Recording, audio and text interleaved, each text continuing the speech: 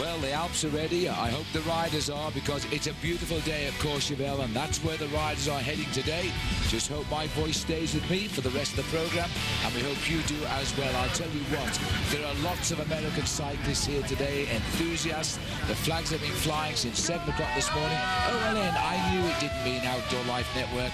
That is Sophie, and I think the other one was Daphne. But anyway, good luck to them as we now join the action. There's our little box there.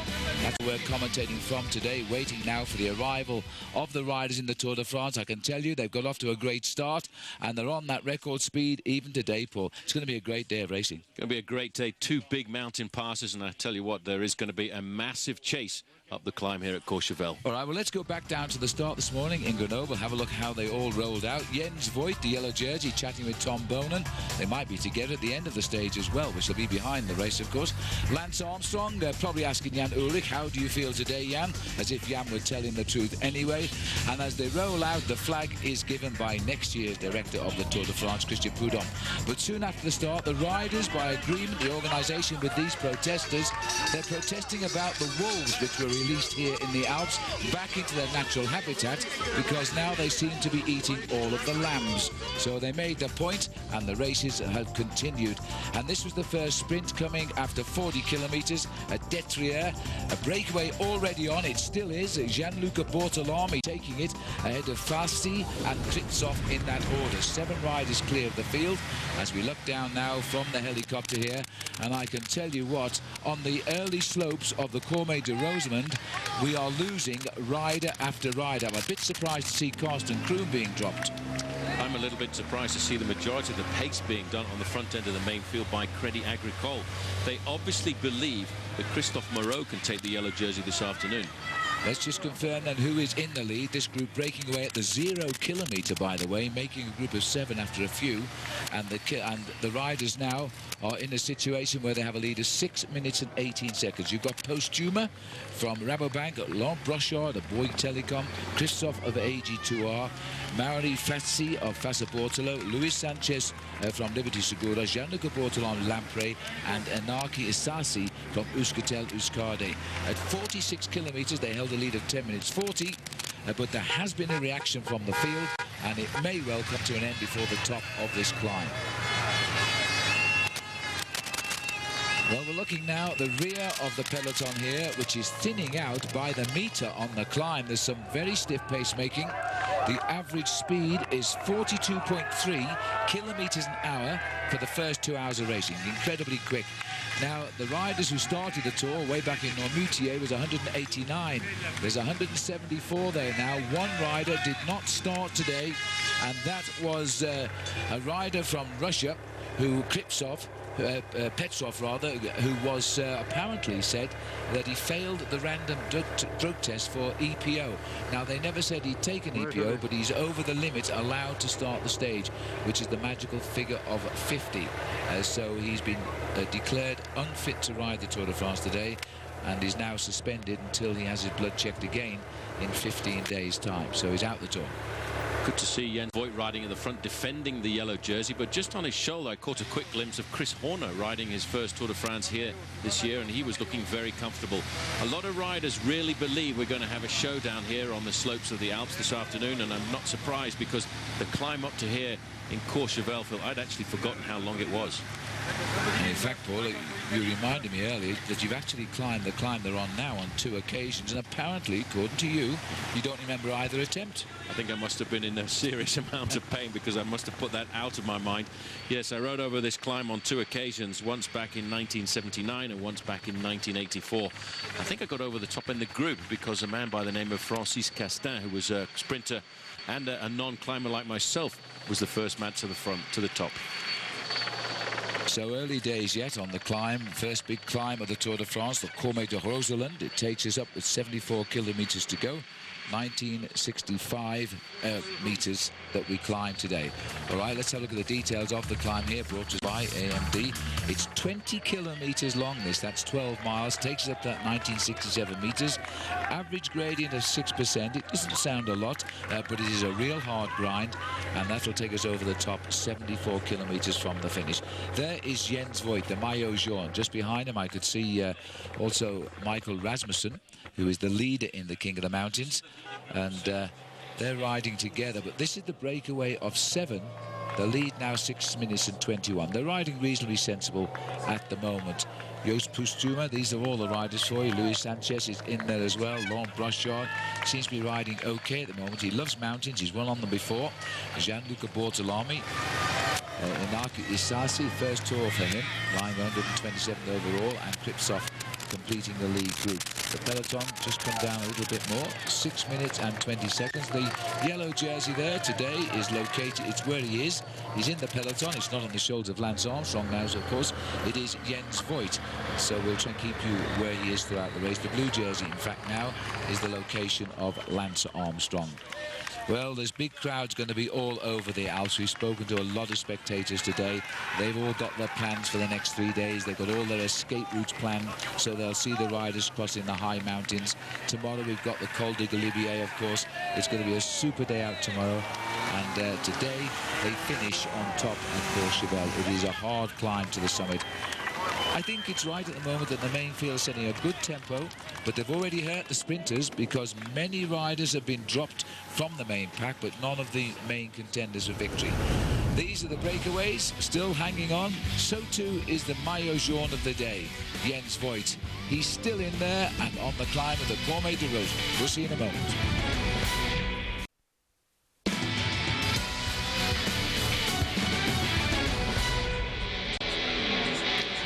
Welcome back. The Tour de France today already on its first big contact with the real mountains of this year's race. The Cormet de Roseland taking them up to 1,967 meters. As you can see, the breakaway has split. There were 7 riders altogether. They're now going 4, going ahead of the other 3. And Joost Postuma is the one rider getting clear, along with Luis Sanchez, Laurent Brochard and Yuri Kripsov. They are the riders trying to push on now away from the rest. So it looks as though Mauro Facci is having a little bit of trouble. Now, what we're looking down here are the names of the riders in that lead group, and you will see their current standings in the Tour de France at the start today. So Postuma's 103rd, 21 minutes and 59 seconds behind. So I don't think they're going to be chasing him down. The best man in that breakaway is Laurent Brochard, 7 minutes and 58 seconds behind the leader, Jens Voigt, in 49th place. He will be regarded as something of a challenge, I think, because they know he can climb. Well, don't forget, the Tour de France is well underway now. This week we're going to spend a lot of time in the mountains, and we want to make sure you're with us again tomorrow when we will be looking at stage 11 in the High Alps. Tremendous day. We go over the highest road in Europe, in this part of the world, in the Alps, which is the Col de Galibier. We'll be live tomorrow morning at 6:30 a.m. Eastern Time. I'm afraid that's 3:30 a.m. in the morning on the West Coast. Expanded prime time coverage at 8 Eastern and 9 Pacific. Enjoy it. And also, catch ALN's exclusive coverage of Stage 11 live on the big screen if you're lucky enough to be in New York, in Times Square. We'll be starting on that big screen in Times Square at 9 a.m. Eastern Time. For those who are not in Times Square, we'll be dropping in during our 5-hour broadcast tomorrow to check in on the scene and excitement. So get down to Times Square and cheer on your favourite rider. I wonder who that is. Back with the action now on the climb of the Col de Roseland.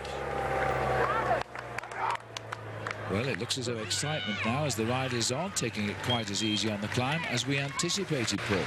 This is Alejandro Valverde trying to leap across the gap. A lot of riders trying to set up a tactical situation here, I feel, Phil, because you can see Liberty Seguros put a man into the break. It's very dangerous to see there. In fact, the rider in the green, yellow and white jersey, Oscar Pereira of Team Phonak. He's a man who is one of the 3 leaders so far of Team Phonak. So they're obviously, everybody here is trying to set something up. That's Oscar Sevilla, who's come across as well for T-Mobile. Pace being set there by Jörg Jatsk, who's not a bad climber on this level of a climb.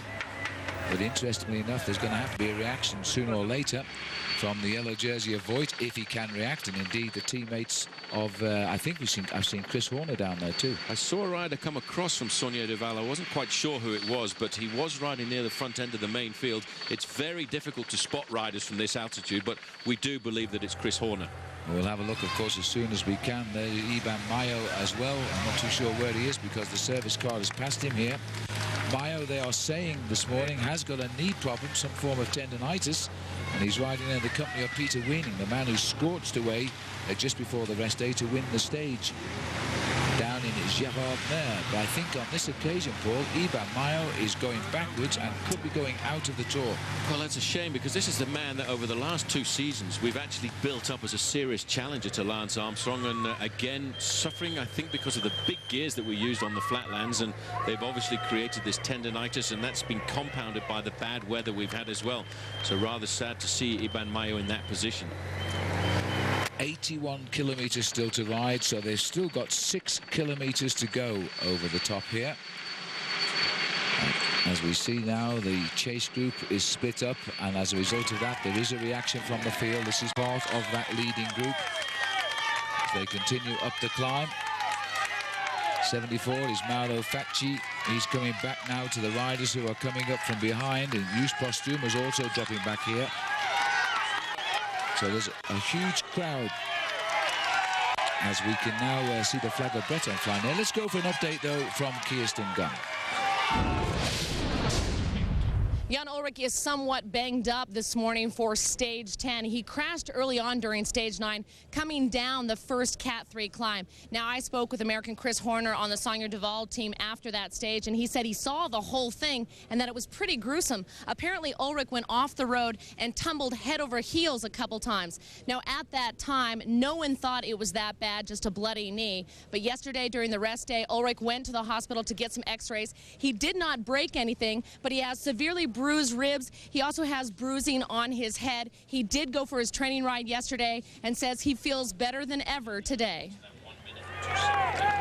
Well, it's worth noting that Lance did hold back there when he'd heard that Timo Jan Ullrich had fallen. They're trying to get them all together, and he's in the group today. And contrary to what sometimes is popular opinion around the world, they are very good friends, Jan Ullrich and Lance Armstrong. They want to obviously beat each other in the Tour de France, but they want to do it on a fair and square basis. Two great sportsmen. That looked like it was Daniel Nardello there, just trying to just lift the pace a little bit, because this race is just cracking up purely on the steady tempo. There's nobody really attacked, but they're dropping out the back of the bunch here, one after another. That's Pavel Patronus, number 6 for the Discovery Channel, not expected to ride well. This is the rear of the field now as they are beginning to crack one by one.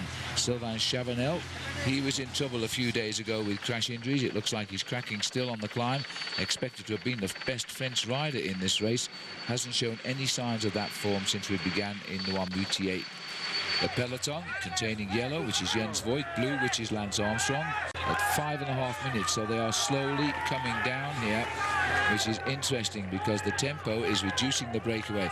The great battle here on the Cormet de Roseland, because once over the top of this mountain, we race down the valley into Bourg Saint-Maurice, and we don't actually climb again until we get into Moutier, which is the town at the base of Courchevel, and then it's all uphill to the finish.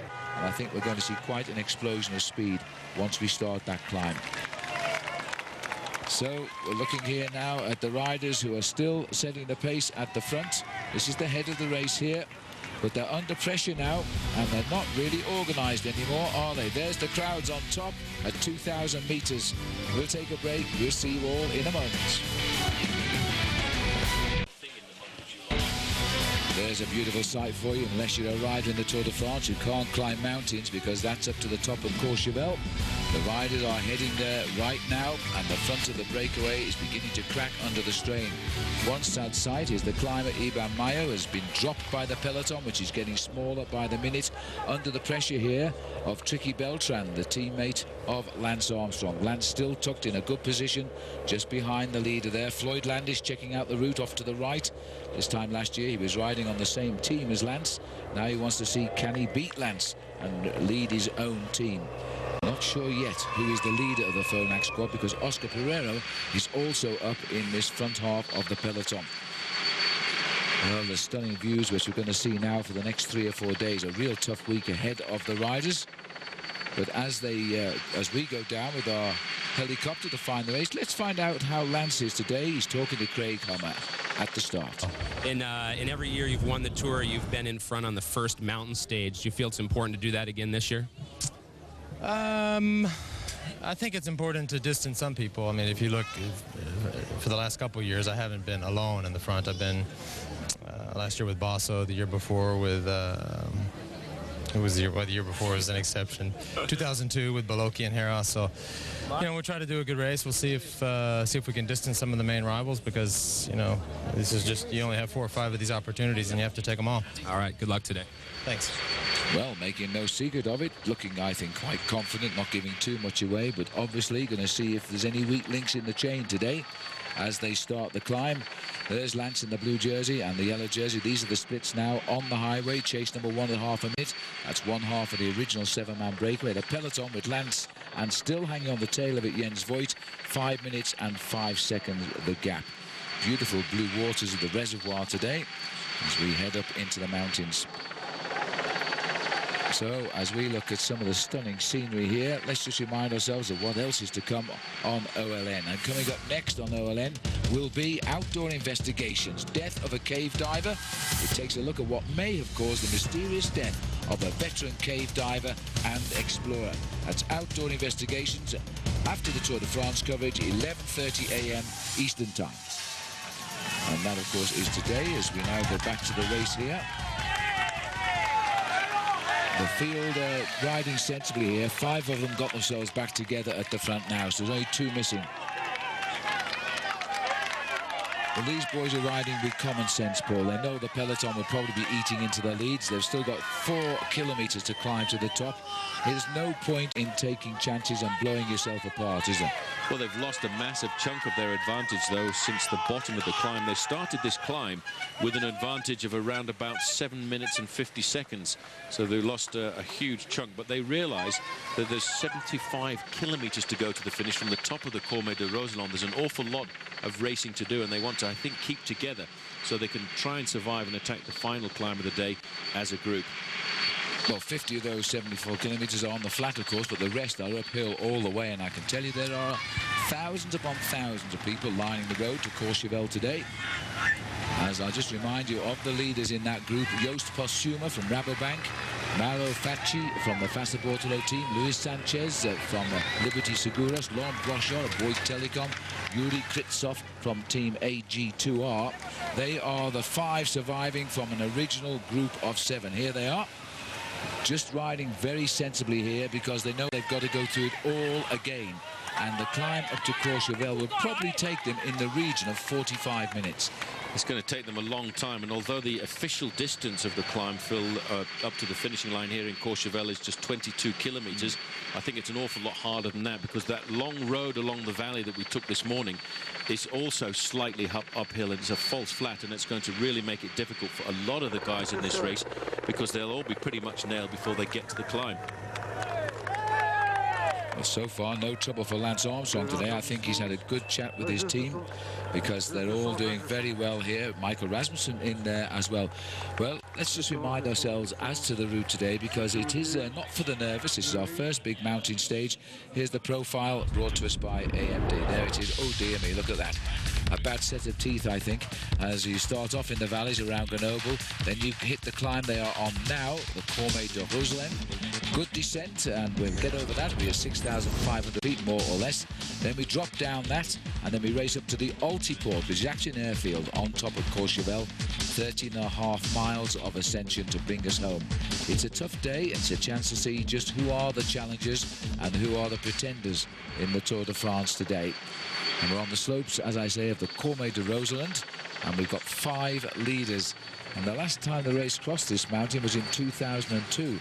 Paul Schoen crossed it twice during his period in the Tour de France. Can't remember either time.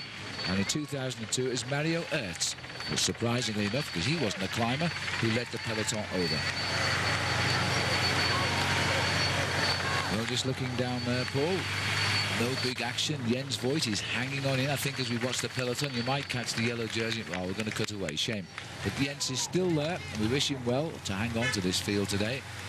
But they are beginning to drop off one by one. Tom Bonen has gone, the green jersey points leader. Thor Hushovd, who's his challenger, has gone. We haven't seen the whereabouts of Robin McEwen, but we will presume he has been dropped. But sadly, too, one man who should not have been dropped, Iban Mayo, has also been left on the climb. Very strange, because over the last couple of seasons, 2003 and 2004, he was a very good bike rider, won himself 8 victories in both of those years. This year he has nothing to shout home about, and I thought maybe he was playing a waiting game, maybe he was preparing himself specifically for the Tour de France. He might have done that, but the big gears that we had to use over the flat stages, combined with the bad weather, cold, rainy conditions, may well have inflamed his tendon. And once again, maybe the Basque spectators in the southern part of this country will not get the chance to see Iban Mayo representing them. Well, that certainly would be a great shame. We've also had the champion of Austria retired today, which I think is a bit of a surprise. I thought he was racing well. Gerrit Glomser climbed off after about an hour of racing today, so he's gone. Field now reduced to 173 riders. In the breakaway is a first-time Tour rider in Joost Postuma. He's a very good climber. We've noted him all year. He's one of these guys coming through from the lower ranks of the Rabobank training nursery squads, and now he's on the big team, and he's coming through very well. Just look at these beautiful slopes here.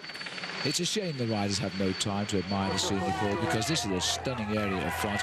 We actually met a Frenchman on the top today who'd never been to the Alps before, and he was as surprised at how beautiful they were. He was blown away by the majestic views here of the Alps, and I'm actually getting blown away there by the poor performance of Team Discovery Channel. Everybody debated over the weekend if they were going to crumble, because they did miss a very serious split on the way down into Gérardmer. But I think today, Phil, they are all reporting present and correct. And check out your man there, number 6, Pavel Padronos. He's very happily in this group, and he is the biggest, heaviest rider on Discovery Channel, alongside the yellow jersey, Jens Voigt.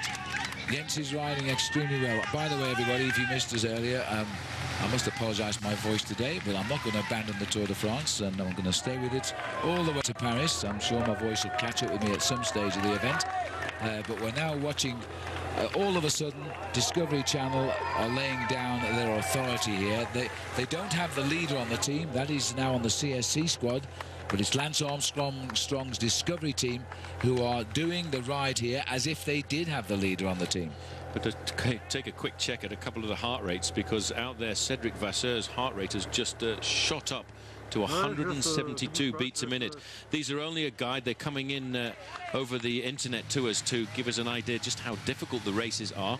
And we're looking at an average speed of around 10 to 14 kilometers an hour. That's not very fast, is it? It gives you an idea, though, Paul, how steep these climbs are. You know, 10.6 kilometers now at the moment. That's only 6 miles an hour. And this is amazing.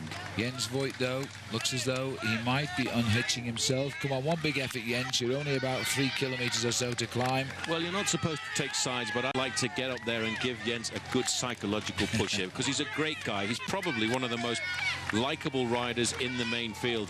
And that smile is not really a smile, it's a grimace. And I thought he was funny the other day when he was interviewed in the yellow jersey, and he said, well, I think I'll defend it tomorrow. But unfortunately, tomorrow, which was yesterday, happened to be the rest day. That was his fine German sense of humour. And Jens, what he'll be thinking about now is, I'll just hold them in sight as long as I can. Because if he gets over the top, as Paul said, minute to 90 seconds behind, he'll descend his way back into the group. It is not over yet, I'll tell you this, because this man will not give up. What he has to do at this point is not panic, find a rhythm which is almost comfortable for himself, because you're never comfortable on the slopes of a mountain like this, and hope that he loses a minute to a minute 30 at the top of the climb. And like little Tommy Vukler last year, he should be able to reintegrate the group on the descent. But I don't think he will hold on the final climb of the day. All the big names here at the front: Levi Leipheimer, Cadel Evans, Andreas Kloden, Bobby Julich. This one there is the man who thinks he can have the yellow jersey at the end of the day, Christophe Moreau. He's the next candidate if Jens doesn't finish, because Christophe is in second place overall, and if he can just keep the other boys in sight, he would be the next yellow jersey of the Tour. And you think he doesn't know that, because that's what he's aiming at right now. There is Jens struggling at the back, but keeping his tempo. See the level of the hill, and as soon as it levels, he's kicking back into the race.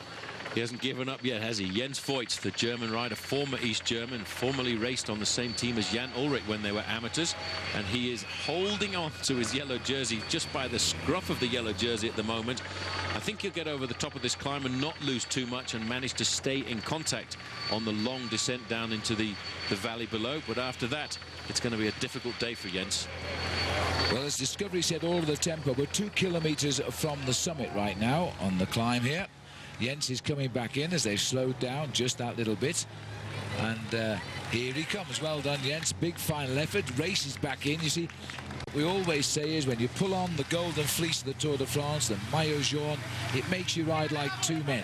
And Jens Voigt is back in the action. He certainly is back in the action. You've got to take your hat off. Get behind the man in the yellow today.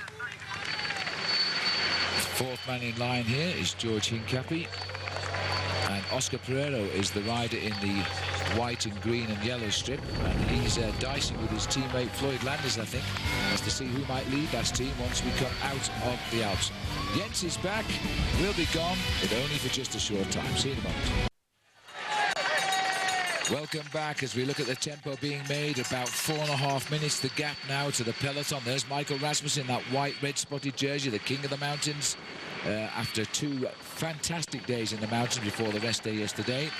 The chase is still a split from the breakaway at 42 seconds, and these are the riders in the leading group. Joost Postuma is 103rd at 21 minutes 59. Luis Sanchez as they're heading up towards the summit. Here we are over the top, and Laurent Brochard is the rider who has gone through, I think, first, and there he is as we go over the top of the mountain. So Laurent Brochard escapes the summit just about. He's a good descender. This looks like Oscar Pereiro having a little dig at it as they come up towards the line.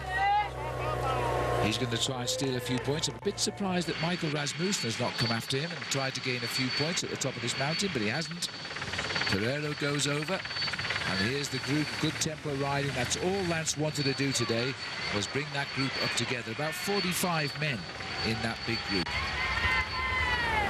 Little surprise there that Michael Rasmussen, Paul, didn't make an effort to grab a couple of points. Pereiro is the rider who snatched best of the rest, sitting in 7th place overall in the race as we start the descent now.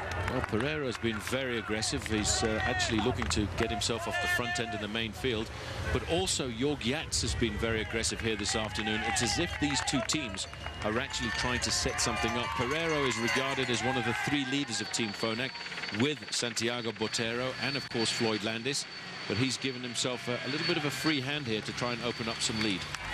Well, the blue and the yellow jersey down there, as we look here now at these two riders, still a little way to go. It's a bit of a false flat, but you know, well, if Jask is trying to soften up the race here, Paul, I think it possibly is for Roberto Heras. Well, Heras has had no problems at all over the flat stages, always looked pretty good. He's not really lost all that much time. He's in 21st place overall, 5 minutes 16 behind Jens Voigt, but only 3 minutes 20 behind Lance Armstrong. And of course, the big question mark for everybody in the peloton, everybody in the press room, is Yoshiba Beloki, because Beloki, in fact, although he's done nothing all season, is still 18th overall. Yes, and he may have found his form and is telling nobody about it. Today he may want to show it, of course. So Pereiro still ahead here with Jatsk. Leaders, remember, are now speeding towards the valley. You can expect speeds of 80+ kilometers an hour. Laurent Brochard first over the top of the climb, waiting for the full result there. Well, we've always felt there have been 3 potential leaders of Phonak: Pereiro, Botero, and of course Floyd Landis. Now, there might be a bit of infighting here as Pereiro tries to establish his claim for the leadership of the squad. I think there's less likely to be infighting with Team Phonak, who seem to be a very good group of riders, a group of friends. Where the infighting is likely to be is in Team Mobile. And I was just reading what Eddie Merckx had to say about Lance Armstrong's performance over the weekend, and he felt that Lance Armstrong was already starting to take advantage of the animosity that seems to be building between Jan Ullrich and Alexander Vinokurov.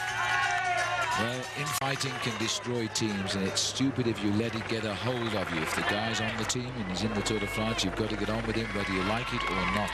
If you don't like it, then of course you can leave next week and join another team. Heading up towards the summit, Jatsk and Pereiro, neither at the moment have an interest in the King of the Mountains, so they may not attempt to sprint this out. No signs of a reaction from Rasmussen, who's still riding alongside Lance Armstrong's group at the head of the field, so it's Jatsk who goes over here. followed by Oscar Pereiro. I'll tell you what, that threat of thunder might be real. As we saw the dark clouds there at the moment. And so as we look to the field here, now they're heading up towards the summit and surviving to fight on to the next big climb. Talking about that, here's one mega event following another. Immediately following the final stage, the Tour de France will bring you back to the island. Survivor Lives on OLN. We'll show you the first castaways, the first alliances and the first betrayals. And for the first time in 5 years, see the first unforgettable season. So grab your torches, head back to camp. Survivor Lives on OLN and the date, July the 24th. Tobias Steinhauser sitting in the back, just checking on his with his chat with the boys behind. I don't know if you saw that acceleration there by Jens Voigt. It was unbelievable.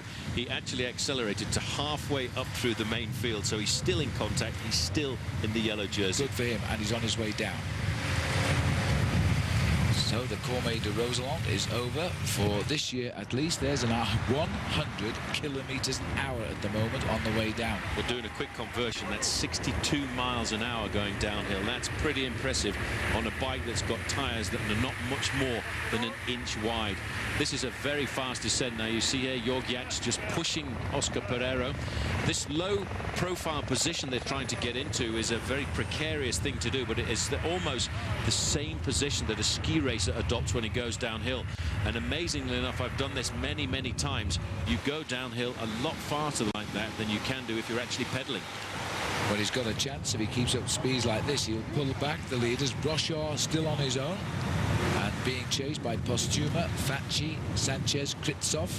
Then we've got the other two remnants of the breakaway, Bortolami, Isasi, and then we've got Pereiro and Yatsk. That is the order on the descent, and after Pereiro and Yatsk, we have all of the other fancied riders in a big group, including Leipheimer and Chris Horner of America. You can see the World Championship markers on the sleeves there of Laurent Brochard. But while we watch Brochard, let's have a look now at the Honda highlight of the day.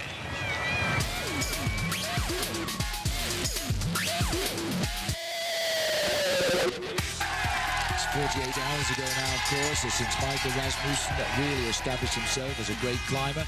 His second Tour de France, he won all of the climbs on the eve of the rest day, waiting for no one.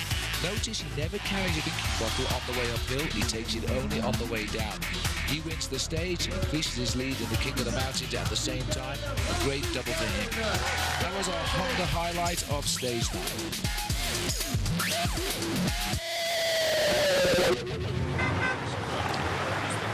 Right, well, this is the problem here. Flat tyre for Axel, no, big was Axel Merckx. It is in fact Christoph Brandt. Now he is a fancy climber on the Lotto team. He's, in fact, that is a plastic bag there, and this is a real wrestling match. It's somebody's racing gate, might be his own out of his pocket. At least he's got the wheel out, so there'll be a new wheel going in. It should be okay. He's in a.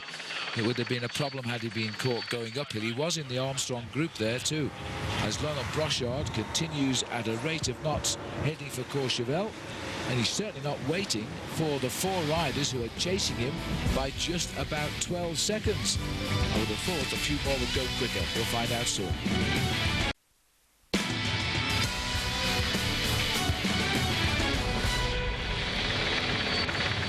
We are back with the Tour de France here, and the latest news coming in from Radio Tour. 3 minutes 50 back to the group containing Lance Armstrong behind the leader on the road, and Laurent Brochard is giving everybody a lesson in descending. There's the peloton. The yellow jersey is Jens Voigt. That's where he is. Lance Armstrong's in the same group in the blue jersey. Little request here for assistance from the back here. And the Dimitrov Canny rise there is Maxim Iglinski, Kazakhstan, new rider, first Tour de France for him. Probably wants a drink. Tobias Steinhauser here, teammate of Jan Ullrich. In fact, Jan Ullrich goes out with Tobias Steinhauser's sister. As we're now looking at the field regroup at the moment. 55 seconds to the main chasers. Let's remind ourselves today with our Bank of America standings where all the riders from the US are this morning. Lance Armstrong sitting in third place at 2:18. Bobby Julich, everybody's saying he's riding very, very well, by the way, in sixth. George Hincapie, Floyd Landis in 12th in the front group. Levi Leipheimer, Chris Horner. Only Fred Rodriguez at the moment is not in this very select group of riders on the climb. So we don't expect Fred to be there. He is a man of the flats and he is a sprinter. And that's the standings today, brought to us by Bank of America. These are the two chasers here. They're still clear of the peloton. And that is Jörg Jatsk at the back and Oscar Pereiro up front. Well, these two making what seems to be a much more gentle descent here, because Laurent Brochard is scorching the road. Brochard has got to take all the risks. He wants to build himself up a maximum advantage on this descent because he knows he has a very long ride down the valley roads. Oscar Pereira is handling this descent to absolute perfection, and he's putting a slight gap between himself and Jörg Jatsk. You just notice Jörg Jatsk looking down. He was checking to make sure that he was in the right gear coming into this technical part of the descent. Just wondering if Jatsk is a little bit nervous here, as he's finished 5th this year in Paris-Nice, a race he's won in the past. But he's had his problems too. Last year he broke his arm in a crash. He also had a broken elbow in a different crash. He's really been in the wars. That was all last year, and I'm wondering if perhaps he's a bit worried about the descent. Here's Brochard back up front. Well, Brochard is really doing a great job around these corners. It's a very technical descent. Fairly rough the surface as he clips around the apex. You see how he swings as quickly as he can over to the right so he can cut into that corner again. Very much the same way as a motorbike rider will handle these corners, except that in a situation like this, on a technical descent like this, the motorbikes actually cannot keep in contact with the bike rider. No, you're absolutely right. Postuma and Kritsov are chasing, by the way, at about 20 seconds now. So here is Life at the back. Now, they're okay. Lance Armstrong there, being joined by Guerini, just to make sure he stays safely in the peloton. He hasn't shown us any signs yet of weakness, so I think maybe he's getting through the day okay. As he starts the SS2 here, they're descending with much more common sense right now than they do at the leaders group, of course. All right, well, let's have a look at Bike Beat now with Frankie Andreu, who's looking at the Discovery Channel's mountain bikes. The Tour de France is divided into 3 different segments: the time trial stages, the flat stages for the sprinters, and the mountains for the climbers. Well, as we get ready to head into the Alps, the Discovery Channel has a bunch of climbers on their teams. So we spoke with Scott Darbert from Trek to find out about their climbing bikes. This is Lance's Madone SSLX prototype bike. This is a bike he'll be racing for the rest of the tour, especially in the mountains. What makes this bike special is that it is right on the UCI weight limit of 6.8 kilograms, which is about 15 pounds. The frame alone weighs about as much as a quart of milk. Another thing that makes this bike special is there's a boron material, an OCLV boron material in the bottom bracket, and boron makes the bike quite a bit more stiff so that it's more efficient and helps Lance get up the hills. Lance is also using a carbon fiber handlebar here. In the center section here, there's boron material, which helps make the bar stiff, and then carbon fiber on the outside. So this bar is exceptionally light and also has some really classic bends, so it's comfortable for a lot of different riders. To complement Lance's light bikes, we've given him a light set of wheels. This is a Bontrager Race Triple X light wheel set, made entirely out of carbon fiber. Now, when you use carbon fiber in the rim, you have to use a special cork brake pad. The cork brake pads allow the wheel to work normally on all the descents. Well, there we are. That's Bike Beat with Frankie Andreu. Boy, those bikes are light, aren't they? Well, we're looking now at Popovich here, who has just crashed on the descent and has been put back on his bike. And so he looks as though he's got a chase in front of him now as he makes his way down the mountain here. He seems okay. Slight mistake. This is what happened. He's got a bike. Looks down, he had a new wheel. I would reckon, judging by the marks on the road there, that he punctured, crucially, on that bend and went straight into the wall. But he seems okay. He's chasing back to join the leaders now. Shouldn't be a problem getting back on this long descent in the valley roads as well behind him, of course. As we move up towards the front runners again, that breakaway is still clear. Laurent Brochard is still out front. But these boys taking a lot of risk now, because this is actually at the rear of the field and they are trying to get back in touch with the peloton. Let's hope one of these two is Iban Mayo. It's not the boy at the back though, it's Camano. We'll take a quick break, stay with us.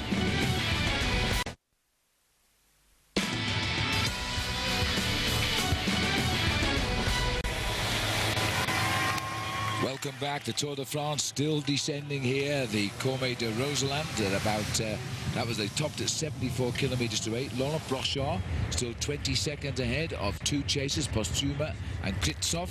These two riders trying to get on terms. They're still ahead of the bunch, and the bunch now is slipping back a little bit at 4 minutes and 55 seconds. That's where Lance Armstrong is, and the yellow jersey of Jens Voigt. Now we're hearing that in fact the crash, which we only cut too late, of Popovich, he was in collision with a team car on the way down. He got away pretty quickly, and at the moment he should get back into the bunch and up alongside Armstrong. But this is the man who's blazing the trail now. He's almost off the mountain here. Laurent Brochard, he's actually pulled away from the chasers. He's over 20 seconds ahead of them, clearly not waiting for them, believing he can hold them off and then go up the mountain on his own. He won't be a marked man by the main field yet, and so nobody's going to chase him down. Obviously, if he slows down, they'll catch him anyway. But if he stays strong, he really has a chance of taking out the stage for France, and that would be very welcome today, because the French riders are not having a great Tour de France right now. Wearing the rainbow jerseys, band on his cuffs and collar as a former world champion as he comes up here into the sprint in Bourg-Saint-Maurice, leaving himself 54 kilometers still to go, of which the last 22 or so are all uphill. So he's got about a 20-mile ride now to the base of Courchevel. But he gets the points and a very small time bonus, which neither will interest him at this stage. There'll be plenty of cheers, though, for this French rider. It's also an all-French team, Bouygues Telecom, the national telephone company of France. So it's they'll be very pleased with the way he's riding his stage today. As I say, Brochard, a previous winner at Lazemezan. All right, well, while he makes his way, don't forget, as we see here, Paul, heading up towards the race now, I've got a feeling that Brochard might stay away, you know.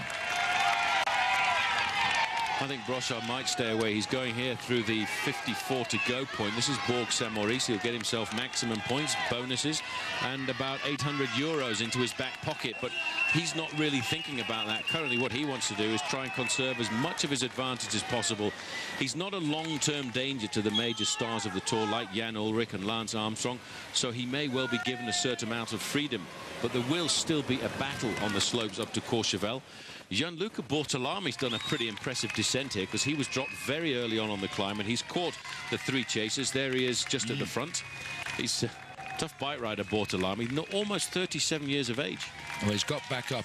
They know now, though, he's a bit weak on the climb, so they'll happily keep him with them, because he might be good help on the flat. They're coming in now.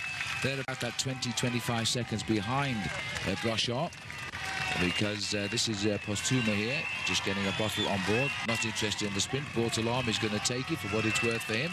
So Bortolami goes over, and then in second place goes Kritsov. So as Bortolami continues the chase on the way now, I hope you're all signing up for this, because this is the most interesting one. Active.com is your one-stop shop to find information on training articles, the message boards, and thousands of endurance sports such as cycling, triathlon, and indeed running.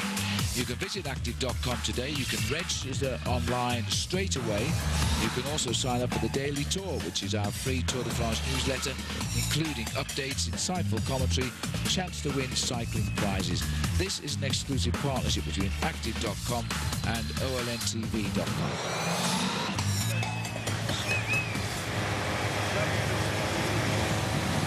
Yuri Kritsov having a very good day today for the Ukraine, and the Ukraine turning in some great bike riders at the moment. They've just won the under-23 European Championships as well, so there's more good riders coming out of that country, and they'll no doubt have pro contracts next year. This is Oscar Pereiro, he's arriving somewhere near the sprint area himself now with Jörg Jatsk. This race has a feeling occasionally it might all come together before the climb. I think it might. We're back still with the main peloton, who are descending off the slopes of this climb. And I'm wondering a little bit about the move of Team Phonak and Team Liberty Seguros. They're obviously trying to set something up for a little bit later on in the event. Patrick Sinkiewicz coming up through there for a quick step. I had noticed that Michael Rogers looked pretty comfortable on the climb. It's nice to see him riding at the front end of this group. He must know something we don't, because there's so many. He must be the most popular rider as far as sign writing and banners go on the climb up Courchevel today, the Australian World Time Trial Champion, because everybody seems to be supporting Michael Rogers.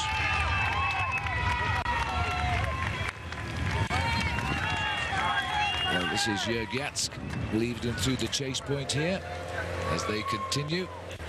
Well, I wonder what our Crestor weather three-stage forecast we can give you here. Here we are. Let's see what's in store for us all. Tomorrow, stage 11, we're still very much in the red, heading up to the snow. We still think that's an excellent chance for Lance to make his move. On stage 12, he gets a little bit ripply, but it's not quite as mountainous. Full sun, 88 degrees. And on stage 13, yippee, flat roads. Tell Robin McEwen and Tom Bonan they can sprint again, but look at the temperature. They're expecting 91 degrees on Friday. And as we look down here at the peloton now, they are just coming off the descent of the Cormet de Roseland and heading down towards the sprint in Bourg-Saint-Maurice, which leaves them 54 kilometers to go. The gap not getting that much closer to Laurent Brochard of 54 seconds, but they are reorganizing themselves down here. This is Sanchez just joining on. Jörg Jatsk is saying, come on, stay with us. We're intending to catch up with the leaders.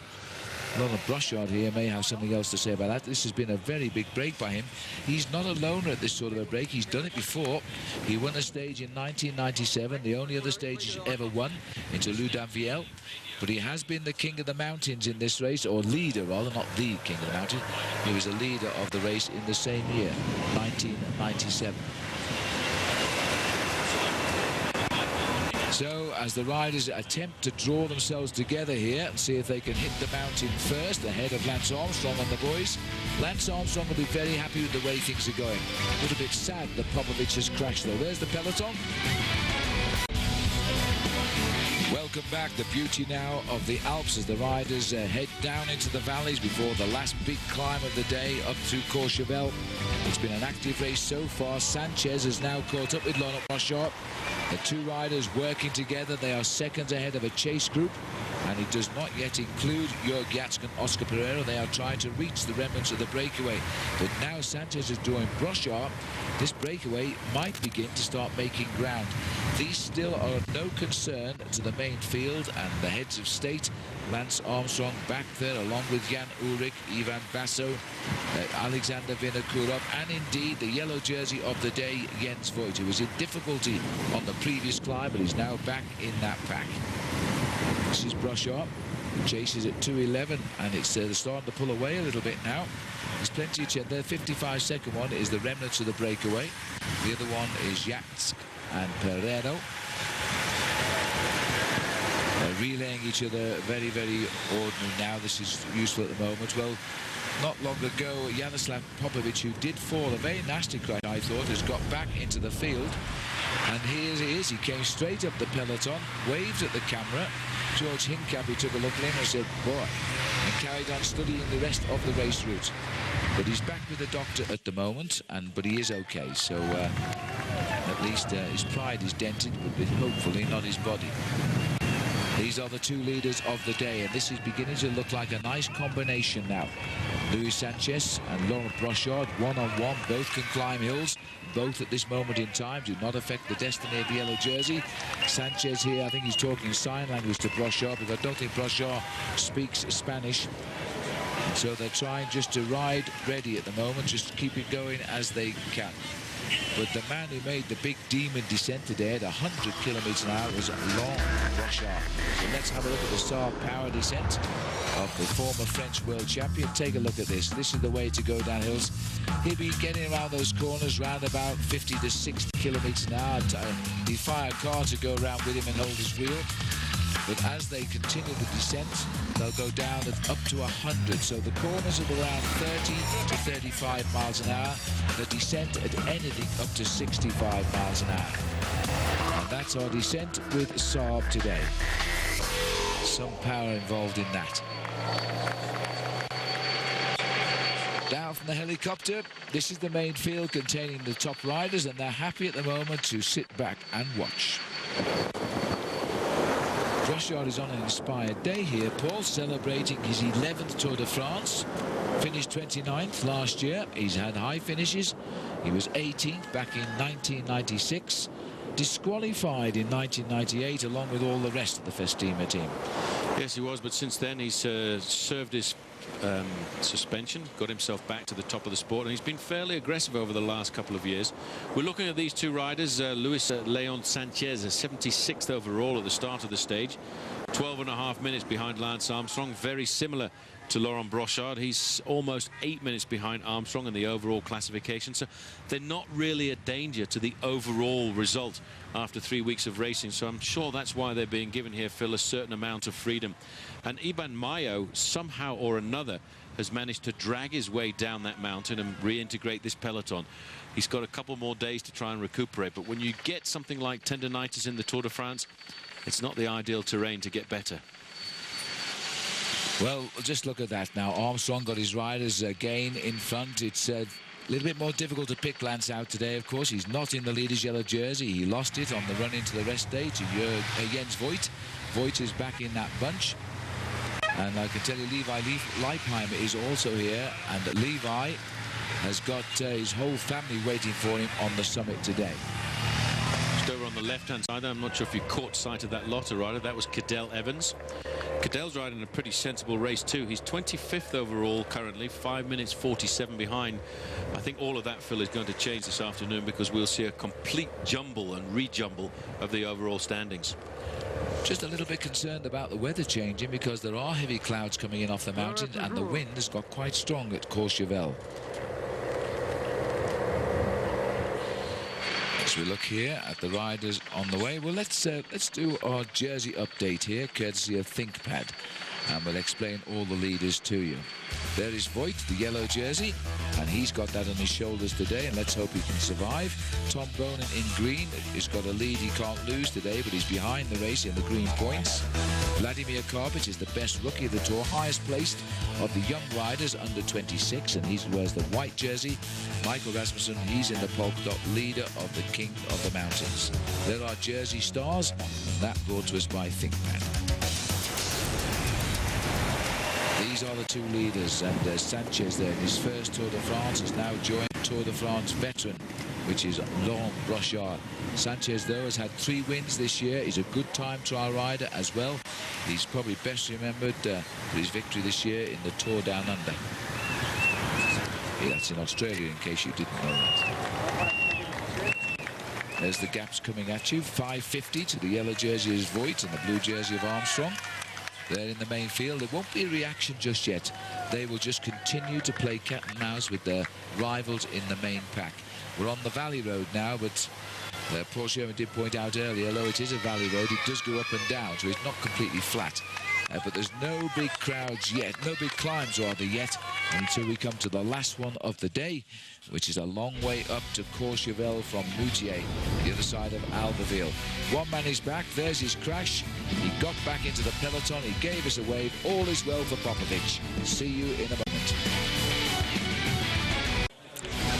Welcome back. Look at those clouds. They've suddenly swung in across the finishing line here at Courchevel, and you can see the flags flying straight now.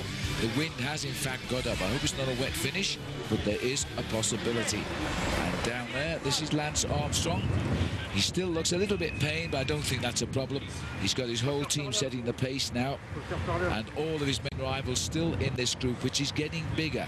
It was only 40, it's now up to more than 60 riders as the boys are chasing off the mountain and integrating in the peloton.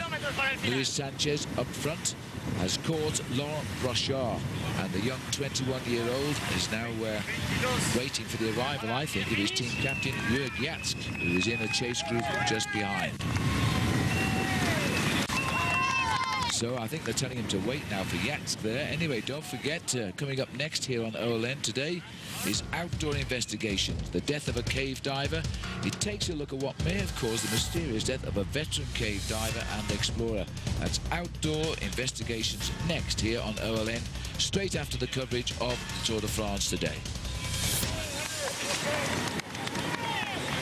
There's Brochard, not interested in the conversation. Well, Brochard knows now he's got a problem here because Sanchez has been told not to work until his teammate gets up with him. Well, it's good tactics, all friends in love and war. Good move by Liberty Seguros to put two men up here. Great here they come. Great move by them, because look what's happening. You see the power of the two riders who came across. Pereira and Jorg Yatze is actually pulling them back. And you can be absolutely certain now that the team orders will be different, and we'll see a new vigor coming into the pedaling style of Luis Leon Sanchez. And Asasi in the orange jersey, he's just off our camera at the moment, did stay with the chase, and he's come back up to the leaders. So there are 9 riders here now. Sanchez and Brochard have been joined by Postuma of Rabobank, Pereira of Phonak, Facci of Fassa Bortolo, Yatsk of Liberty Seguros, Bortolami of Lampre, Isasi of Euskaltel, and Krivtsov of AG2R. That's the composition now of the breakaway. Now, none of these riders are near enough to Armstrong, Vinokurov, Ulrich or Basso, the big favourites for the tour, so they've got no reason to whip up the chase just yet. So this is the main field here. Look at the size of it now. So many riders have come back together, just on 25 miles, 40 kilometres left to race today. The peloton is just under 5 minutes behind. Having said they've no reason to get up there, Paul, it looks as though Lance has told his team to ride. Well, look at that time gap at 4:47. 4:38 to the main field. In fact, it's making it a little bit precarious with the position there of Oscar Pereira, and I think that's probably why Lance has asked the guys to come to the front. But this afternoon, all of the riders from Discovery Channel are in the front end of the race. This is big Pavel Padrinos on the front, doing all of the pace-making, whipping up the pace and stretching that main field out into a very long line. I think we're setting ourselves up for a great finale. So as we look here now at the field regrouping, Armstrong is up there. He's told the Discovery team to ride at the front. Well, while we're watching the peloton, let's remind you of our famous Lance 25, which is brought to you by BMW. We're going through what we think is the top 25 moments of Lance's career. We're now looking at number 12 here, when Lance wins at Sestria, not too far away from where we are today. It's crossing the Italian section of the Alps. It all happened in 1999. Stage number 9 it was then. Armstrong was simply brilliant. He was with the breakaway. He launches the attack. There is no response here as Lance starts to drive on away from the field. Escartine tried to limit his losses. He couldn't hang on. Remember, this is when Lance was becoming a Tour hero in his first big comeback year, and he won his, of course, but he was chased all the way home. So Lance was on his way to 6 victories at least. Don't forget, you can vote for your favourite of our top 25. Vote for the top 5 at olntv.com. And by the way, we are getting some tremendous votes there, so keep it coming, and we'll reveal all later. Back with the race here, Discovery Channel. Still a little bit mystifying to me as to why Lance has told these boys to ride hard at the moment. He might be concerned with 1 or 2 rides in that breakaway, but I don't see why. Maybe Ivan Basso's team is there. Ulrich's boys in pink are all there. There's all the helicopters, by the way, that carries the VIPs up to the top, all getting ready for takeoff now, because for them, from this very point, it is precisely 14 minutes flight by helicopter to the top of the mountain. That's the way to travel. For these boys, we are about an hour and a quarter still to race. So the peloton is now at 4 minutes here. They are closing in. For some reason, Armstrong wants to play games today. Maybe he wants to win. We're going to find out as we approach Courchevel. See you in a moment.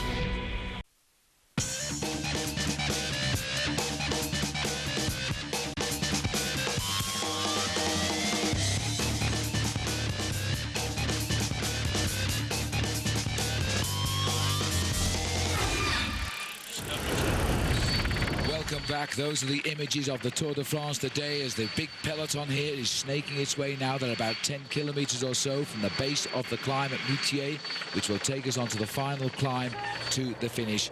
And the Discovery team have been told by Armstrong to ride, to bring back that breakaway.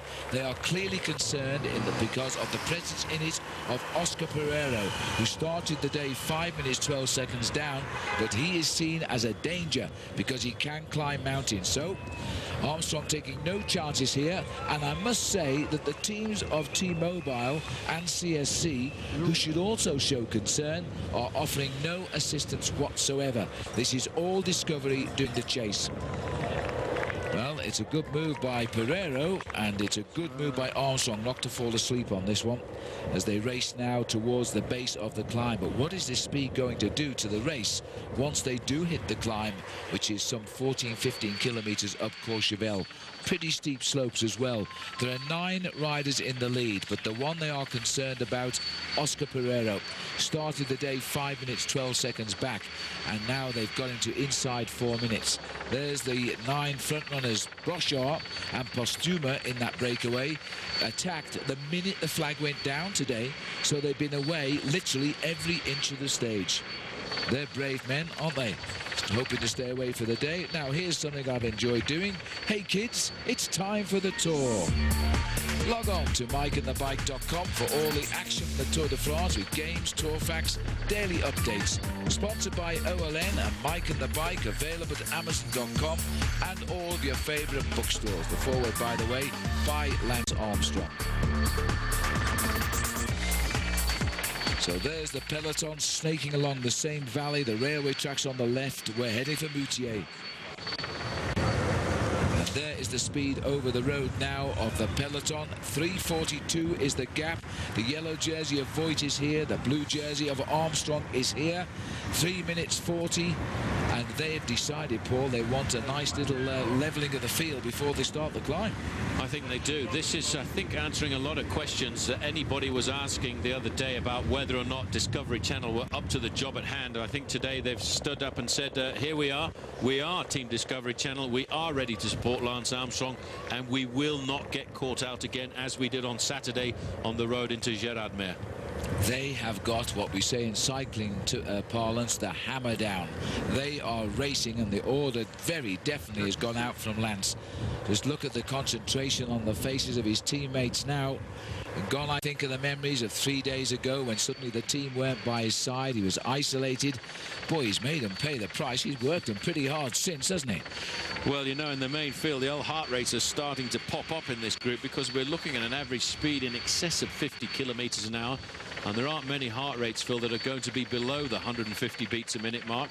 And that's roughly an indication that everybody is working here at around about 85% maximum.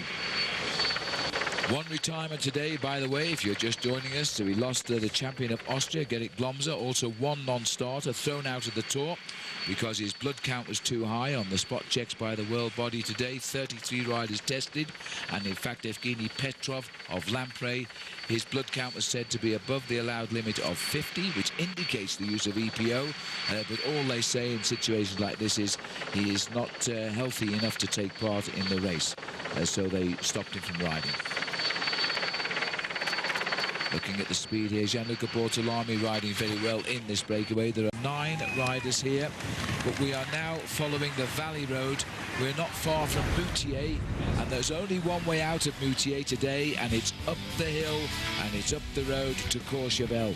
The Discovery boys are trying to catch them before they start the climb. We'll take a break.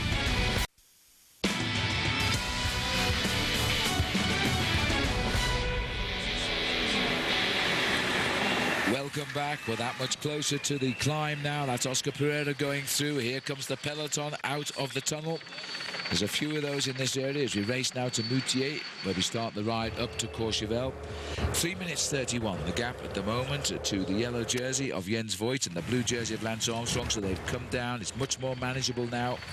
And I can tell you, all of the sprinters today who were dropped on the climb have now got themselves in a large group at the back. They include Robbie McEwen, Robbie Hunter of South Africa, Nicholas Jalabert, and of course Magnus Bagstead, Tom Bonen, all riding along, just trying to beat the time limit today in what we often refer to as the autobus. This is the breakaway of 9. The most dangerous man is driving on the front here, Oscar Pereiro, as he continues on his way. Now, here's something for you to do, and we hope you'll take part in it. He has been an inspiration to us all, hasn't he? So OLN is saying thank you to Lance Armstrong for the pleasure over these years. And you can as well. Visit olntv.com and leave your message and give Lance a big send-off into retirement on the last day of this year's Tour de France. Looking down on the beauty of the Valley of Moutier now from halfway up the climb here of Courchevel,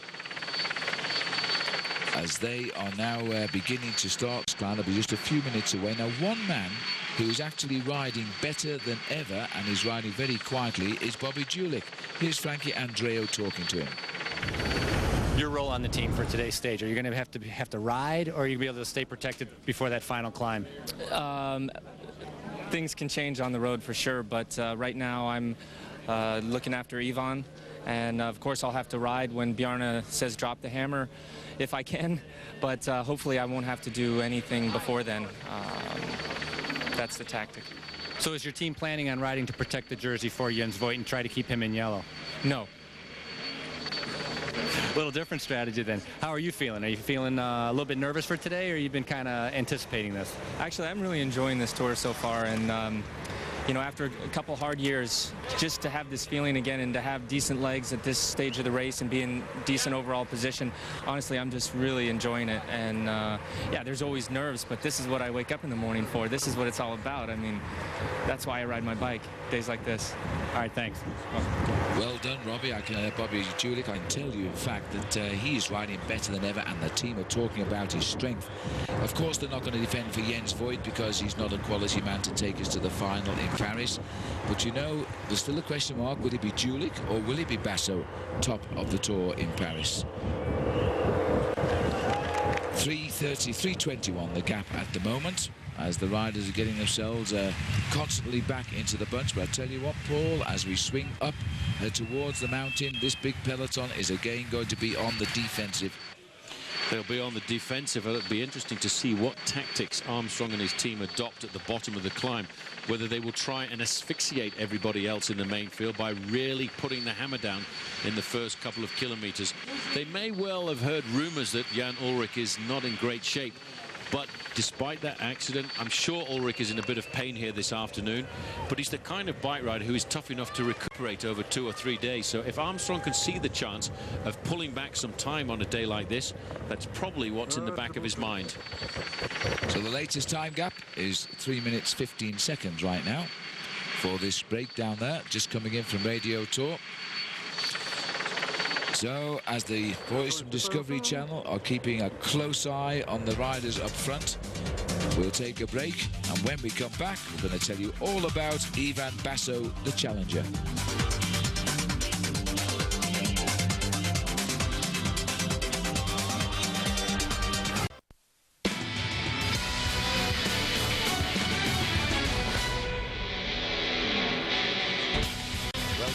We look down here from the helicopter at all of the Discovery Channel under orders from Armstrong to chase. This is our Trek aerial view today, brought to you by Trek Lucky 7 Sweepstakes.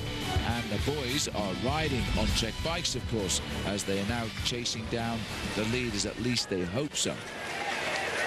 Well, it's time now. I promised you a profile on Ivan Basso. Here it is, thanks to Energizer.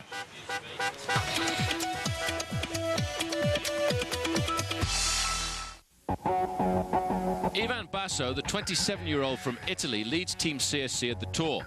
It was last July that Basso put the world on notice that he is a true contender for cycling's biggest prize. In the mountains, Basso proved himself to be the only rider capable of staying on the wheel of Lance Armstrong. He won the vicious stage to La Mongie and finished 3rd overall in Paris, confirming his huge potential. Entering this season, Basso made the bold statement that he would ride to win both the Tour of Italy in May and the Tour de France in July. His performance in Italy started well, but then went terribly wrong when the Giro hit the mountains. A stomach illness weakened him, to the point that he lost any chance of competing for the overall title.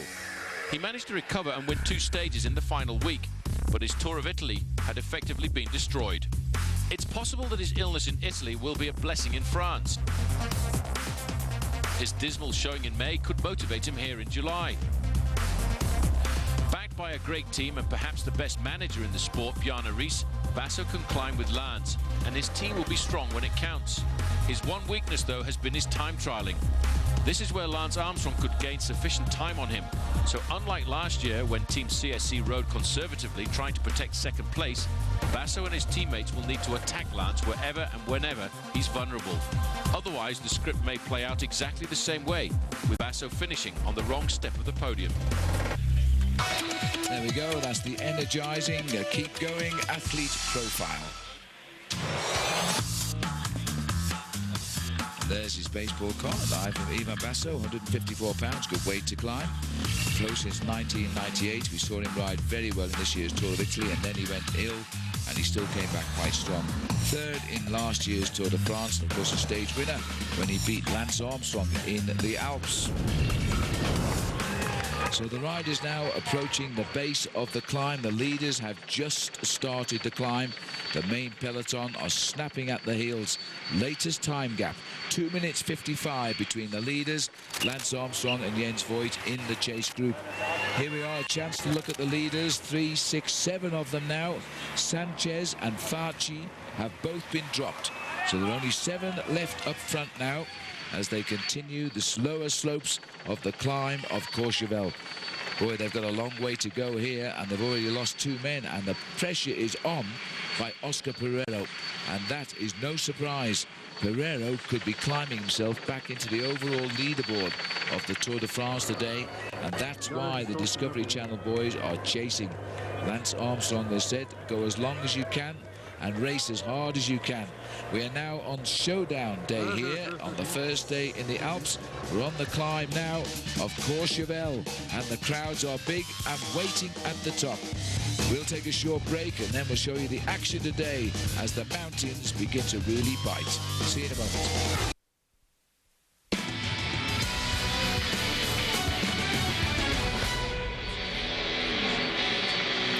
We're back with the Tour de France, and the lower slopes of Courchevel is causing a little bit of chaos in the breakaway now. 4 riders survive. Here they are. Oscar Pereiro in second place at the moment. He's been ripping them up. Jörg Jatsk, Laurent Brochard, Yuri Krivtsov have gone clear of the others. They're the groups now at 10 seconds. Then we go back to the next split at 25, and then the chase number 3. I think we then go back to the peloton containing yellow and blue, Armstrong and Voigt. This is an amazing push now by Pereiro. He's got the lead. Armstrong has tried to chase him down, and the riders now feel as though this is a big danger. We're starting the climb itself now on the lower slopes with Bride-les-Bains just off to the left, the athletes' village in the Winter Olympics of '92. These boys have started with a terrific speed here. Krivtsov having a job sitting at the back of them. There is Armstrong's troops, and their job now will be to lead up this mountain as long as possible. Iban Mayo, who got it back into this group, clearly again in trouble sitting at the back. We believe he's got an injured knee or tendinitis. Although he looks as though he's going to sprint round Jens Voigt. He knows Voigt will be in trouble very shortly on this climb. And already this group is beginning to thin out, and the only men doing the chasing are Discovery. So one of the other teams, CSC and T-Mobile, also with promoted favourites on there. And there's trouble here at the back now. Well, this could be, I don't think it's Brochard. No, it's not Brochard. It's a rider at the back here. I think it's Krivtsov. It is. Well, that is bad luck. That was Krivtsov in the breakaway, and there's his breakaway. Erstwhile companions have passed him, so he's gone back to them. Involuntary, what a shame. He was right up there.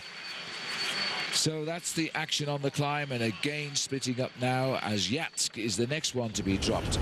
Well, don't forget the ride of a lifetime. OLN's exclusive coverage of this Tour de France will continue with Stage 11. Now, we've got a terrific day for you tomorrow. We start live with coverage at 6:30 Eastern Time, and we'll follow that with expanded prime time coverage at 8 Eastern, 9 Pacific. 5 hours of the Tour de France tomorrow on what we see as a crucial day, but aren't they all for the Tour de France? You're going to see some great pictures, including the climb of the Col de Galibier. No thoughts of that at the moment for Laurent Brochard here, the former world champion who's setting his course fair now up the mountain. Don't forget you can catch Olen's coverage of Stage 11 live as well on the big screen in Times Square if you're living in or near Manhattan, New York. This will start at 9 a.m. Eastern Time. And if you can't be in Times Square, well, drop in during our 5-hour broadcast tomorrow. Check in on the scene and excitement. Get down to Times Square. Cheer on your man, Lance Armstrong. Big bit for him tomorrow. So the breakaway is now under pressure. And look at this, Paul. Alexander Vinokurov making profit by the pace-making by Armstrong. It certainly is. He's moved right up there. He's waiting, I think, for an assault by Armstrong when we get to the early kilometers of this climb. Brochard has been dropped and now is fighting his way back. We mustn't forget, you know, Brochard is a great professional bike rider. He was world champion in '97, but he also won the Criterium International back in 2003. I think this time it's probably the last time that he will see these two riders before the finish line. But in the main field behind, the yellow jersey of Jens Voigt is under a serious amount of pressure, and he's just been left behind a fraction. Yes, Mayo spotted that and nipped round him on the bike. I thought it was Yatsk in the helicopter, but it was Brochard who was dropped. Yatsk is still there, so it's the same tandem that came up to the original breakaway, have now blown the breakaway away and gone forward. This is a very serious attempt by Oscar Pereiro here to win the day for Phonak, and Armstrong is up for it now. He's spotted us. There's Lance in the last part of our picture, followed by Alexander Vinokurov. That should tell us something as well. Back further down, Jens Voigt. He knows that if he's dropped by much today, he'll see his jersey pass probably over to Christophe Moreau, but we haven't seen Moreau yet. So there's the field splitting up as our camera races through the remnants of the peloton, which has just started the climb here as one. They're now spread all over the mountain. That's Iban Mayo, clearly in trouble today. He has got a knee problem, dropping away as Armstrong's group is led now up the mountain. Right behind Lance Armstrong, Alexander Vinokurov. Behind Vinokurov, we've got Basso and Ulrich. But they're out to catch the two leaders. They want Oscar Pereiro back. It's still coming down. It's 2 minutes and 15 seconds. But I tell you what a performance, Phil. There's the French champion, Federico, going off the back. What a performance by the teammates of Lance Armstrong. Team Discovery Channel the other day, people were discounting them, discarding them, saying, what's the problem with Team Discovery Channel? Well, I think today they're answering that question and saying, sorry, mate, there's nothing wrong with us at all. Beltran has done his job for the day. He's moving off the back, but he certainly created a lot of pain for everybody else in this field. Well, good pace racing by Pereiro, and I'm glad to see him make this sort of a move, because this is going to hurt the riders. Some of them still content to follow Lance Armstrong and not help him in his escapades. They really think he's the man to beat. Pietro Cacchioli going back, though. We didn't expect that. Well, I thought he was a rider who could rival the top end of the overall classification. Again, Sylvain Chavanel going off the back as well, a man regarded as having a great future in 3-week stage racing for France. This is an amazing scene here as the riders continue to slip away. Wasn't sure whether that was Thomas Lundqvist or Brad McGee. The number didn't look like it was 171. I think it was 177. Anyway, as there's a top, it's still sunny shining, no rain yet. They're on their way to us. We'll take a break. The first mountain top finish of the Tour is upon us. 14 miles up to the ski station of Courchevel, a tortuous ascent that will test the will and the strength of every rider in the peloton. Can the T-Mobile boys put the fight to Lance? Is the Texan simply unbeatable? Or is there another contender who will claim the day? One mountain to answer all. The final climb of stage 10 is now on OLN. Yes, and it's the battle for sure today. Much to our surprise, everybody is launching attacks here. Just over 20 kilometers an hour. Oscar Pereiro has been distanced, and can you believe that? Jörg Yatsk has put in a move here that's caught Pereiro off guard, and that is a big surprise. Now, Jörg Yatsk is 5 minutes 20 seconds behind the race leader, who has now been dropped. Jens Voigt has gone from the group, so we are once again looking at Christophe Moreau and Lance Armstrong as the men in charge. Well, I don't know about you, Paul. I'm a bit surprised to see Yatsk dropping Pereiro. Pereiro, I think, a bit too confident, perhaps. I think Pereira probably put just a little bit too much in on the Valley Road. You know, he's a long way down in the overall classification at the start of the day, Jörg Yats. I'm not really certain, Phil, that he's thinking here about moving into the yellow jersey. I think what he's thinking about is trying to get himself the victory in the mountains. He's a great bike rider, and I think he made a sensible decision to come back to Liberty Seguros.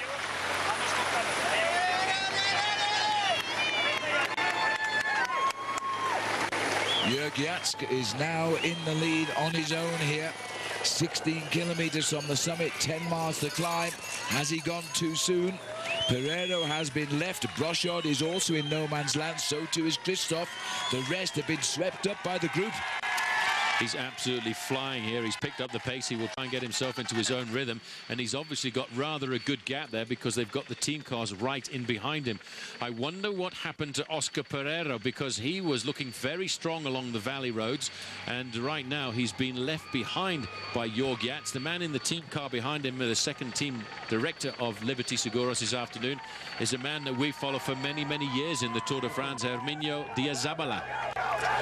Well, here is the pacemaking being done all of the time and changing occasionally at the front, but it's the same couple of Discovery riders. Just look over the shoulder, though. The boys like Basso sitting at the back. Bobby Julich is there. Other riders just off our camera is Alexander Vinokurov. That group is getting very, very thin now. This is Kritsov coming back. He was in the breakaway. He'll get swept up. That leaves, I think, just 3 riders out in front. Laurent Brochard currently caught in no man's land. The guys from Team Discovery Channel today have put the race heads on, Phil. If you look at these guys, they've got themselves concentrated on the job in hand.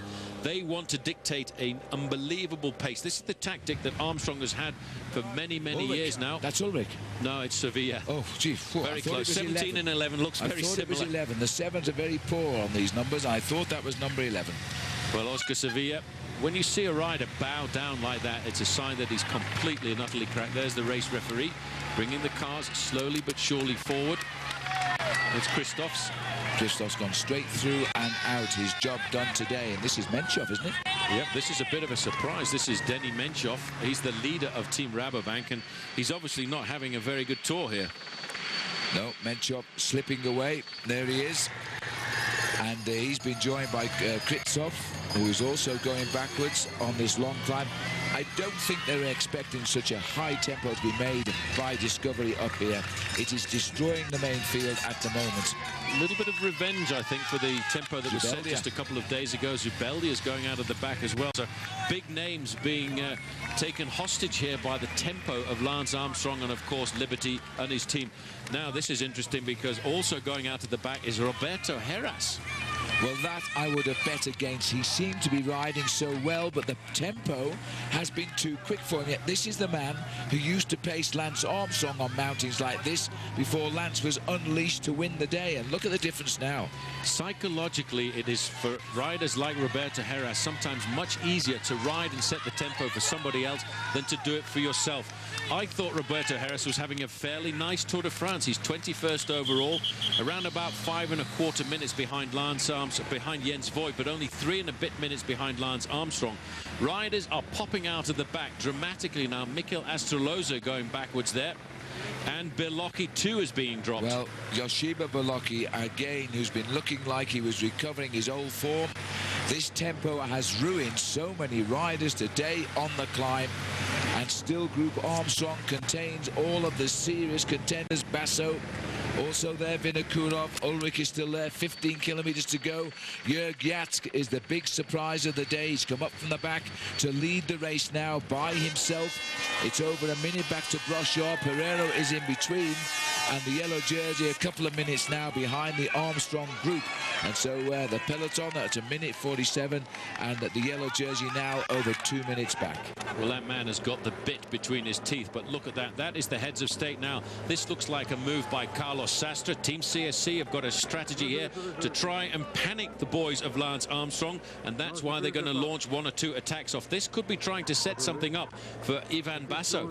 Well, Basso did say he was going to attack today, or at least Bjorn Henry said that Basso was going to attack today, his manager. But I don't know how he can hold off this tempo, because he can't raise it another 2 kilometers an hour, and they're holding him. Team Discovery Channel must not panic at a moment like this. They've got to keep in mind that they've got a job to do. They'll allow riders to move off the front like Carlos Sastre has done here. They keep their infernal tempo going, and the rider who attacks just naturally gets pulled back in, reeled back in like a fisherman with a trout on the end of his line. They are making no lifting of the pace here. They're just waiting. He looks over, he can hear them coming. He may as well just ease back and save his energy. Try again, maybe. Here comes Brochard back into the fold. He's been out front since 0 kilometers today. They're picking him up. That will leave just Pereiro and Yatsk riding separately up the mountain. The infernal machine of Armstrong is eating up the road, and he's putting himself in with a winning chance here. He's also putting in Christophe Moreau in with a chance of getting himself the yellow jersey. Stefano Garzelli going out of the back there.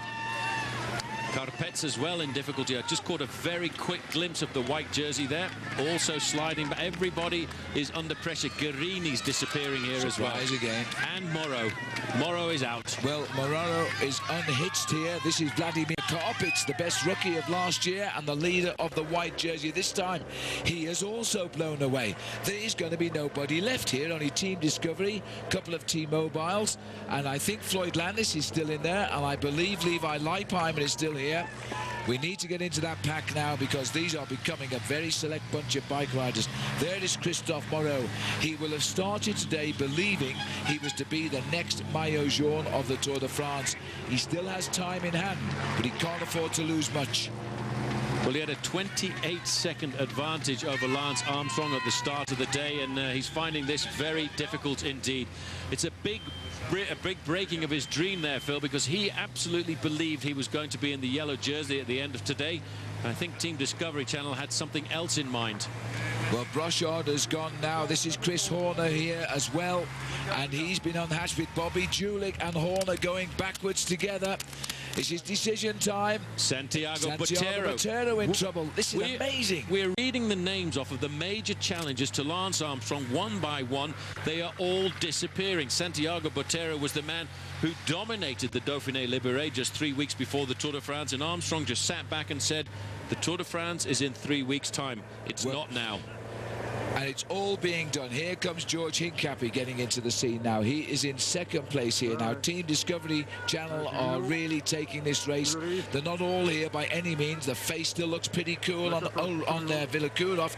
Ulrich looks deadly determined, and just behind the two of them is Levi Leipheimer, and his folks are waiting on the top. Mum, dad and brother. Everybody's waiting at the finish. Jörg Yats now getting into that time trial position of his. You know, back in 1997, this guy was the world military time trial champion. Since then, he's hardly ever won any races, but he's a consistent performer. And, you know, this could be a great victory for him. But I think these guys from the pale blue train of Team Discovery Channel have got something else in mind. There you can just see Alexander Vinokourov moving through. There is Ivan Basso. They are all here this afternoon. Cadel Evans is just at the back there looking comfortable. Floyd Landis. But the pressure is really on, and Carlos Sastre now is the man to pay for his attempt to attack. He started the move. It certainly caused an acceleration in tempo, which has destroyed a number of riders here. Eddie Mazzolini is the Lamprey rider. Little Leonardo Pipoli is tagged onto the back. Chris Horner, his teammate, has just gone off the back. 44 on the far right is Cadel Evans. Moment of realization for Cadel today. No sign of Michael Rogers, and he's got lots of banners on the road. Levi Leipheimer is in this group, and this is a pack of celebrities back here, including Iban Mayo, and they are losing ground now big time, along with Jens Voigt, the yellow jersey, who'll be out of that today. Well, what an amazing climb this is proving to be now. There's still an awful long way to go as well. The leaders are still there, remember. Levi Leipheimer is there. Lance is still there. Ulrich, Alexander Vinokourov, Basso. That is a select group. These are the men who are hanging on. Can they cause trouble to Lance as we get nearer to the summit? Well, we'll find out when we come back after the break. Basso's looking good. Well, back. How often have we seen a face like that with Lance Armstrong? His team is literally destroying the Tour de France on this climb to Courchevel. Alexander Vinokourov has been forced to the back of the group here. It's very, very strange. That's Leonardo Pipili in front. I am wondering if Vinokourov has put himself in trouble, because he was, in fact, riding right behind Armstrong. All of a sudden, he is at the back. Only one rider is in front. Jörg Jatsk, the original man. He's a minute ahead of this group, while the Maillot Jaune now is 7 minutes, 38 seconds behind. It's amazing today. We are 12 kilometers from the summit, from the finishing line. One has to ask how many riders will be together at the summit. Jose Acevedo has paced-maked his way and he's now gone. Only one rider left, Popovich, alongside Armstrong. There goes Hincapie, did an amazing turn at the front. His legs have gone. It is incredible. But look at him now, Phil. He's done his job for the day. He's put the rest of that group under serious pressure for a number of kilometers. And when the lights go out, when you're a professional bike rider like this, it is unbelievable, because there is no power at all left in the engine room. But there's still Popovich, despite the fact he fell and hit a car. You see the dirt on his jersey. He came back with a smile there. We thought would be the next leader of the Tour de France in 1:01. Christophe Moreau lying second at the start today. He has not been able to maintain the pace by Armstrong.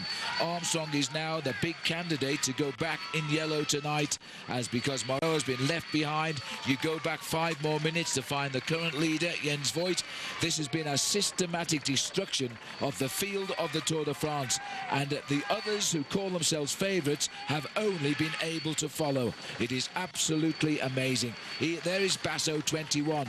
There is Ulrich, number 11. Also here, 31, Mancebo. And Valverde is here. Rasmussen is here. Number 19 is Vinokourov. They can't do anything but follow.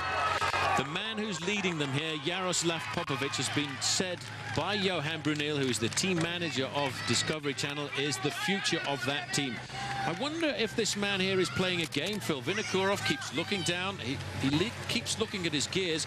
He shouldn't really be sitting in this position. He should be sitting in fourth or fifth position. This guy is cracking.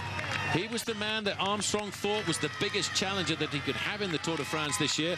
Opening up the jerseys, a sign he's looking for that little bit more oxygen. He's losing the back wheel of the bus, and in fact he's going to have to try and ride around Oscar Pereira. The gap is there. Armstrong will know this immediately, and so will Jaroslav Popovich. I'm sure they'll turn up the ratchet just a little bit more. Who's the leader of T-Mobile now, Paul? Because this guy has cracked and Ulrich is still there. And so is Andreas Kloden. The 2 German riders at the top end of T-Mobile have managed to stay in contact with Lance Armstrong. I'm amazed to see Alexander Vinokourov, but we said, Phil, it is always strange the day after a rest day. It's a horrible thing for a bike rider to have. People think, oh, great, they've had a rest, they've recuperated. The body does very strange things on the rest day. It's taken punishment for 9 days, then all of a sudden you turn off the punishment. It thinks it's all over, and then you've got to do it the next day. Lance said at the start he would try and lift the pace and see if he could distance some of his rivals. And again, he predicted he would lose his jersey the other day. He did. He predicted he would distance some of his rivals today. He has done so. And he's still got Popovich, signing of the year, the man who is expected to replace Armstrong as a Tour winner next year, right on the front. And the others are having to hope, and I'm sure that's all they do, is they hope they can match the pace of this tandem. Well, Popovich, Armstrong coming up alongside Popovich there. He's having a quick chat. You know, in fact, he's asked him to lift it a little bit more. Look at the acceleration now coming from Popovich. They know that everybody's on the rivet. Lance shouted at him there. He knows that Alexander Vinokourov is not there. He said, come on, mate, let's go. Let's give it to them. Well, look at this now. Cadel Evans scrabbling at the back, but strong enough to go forward on the wheel of Medchop there. That's a good move.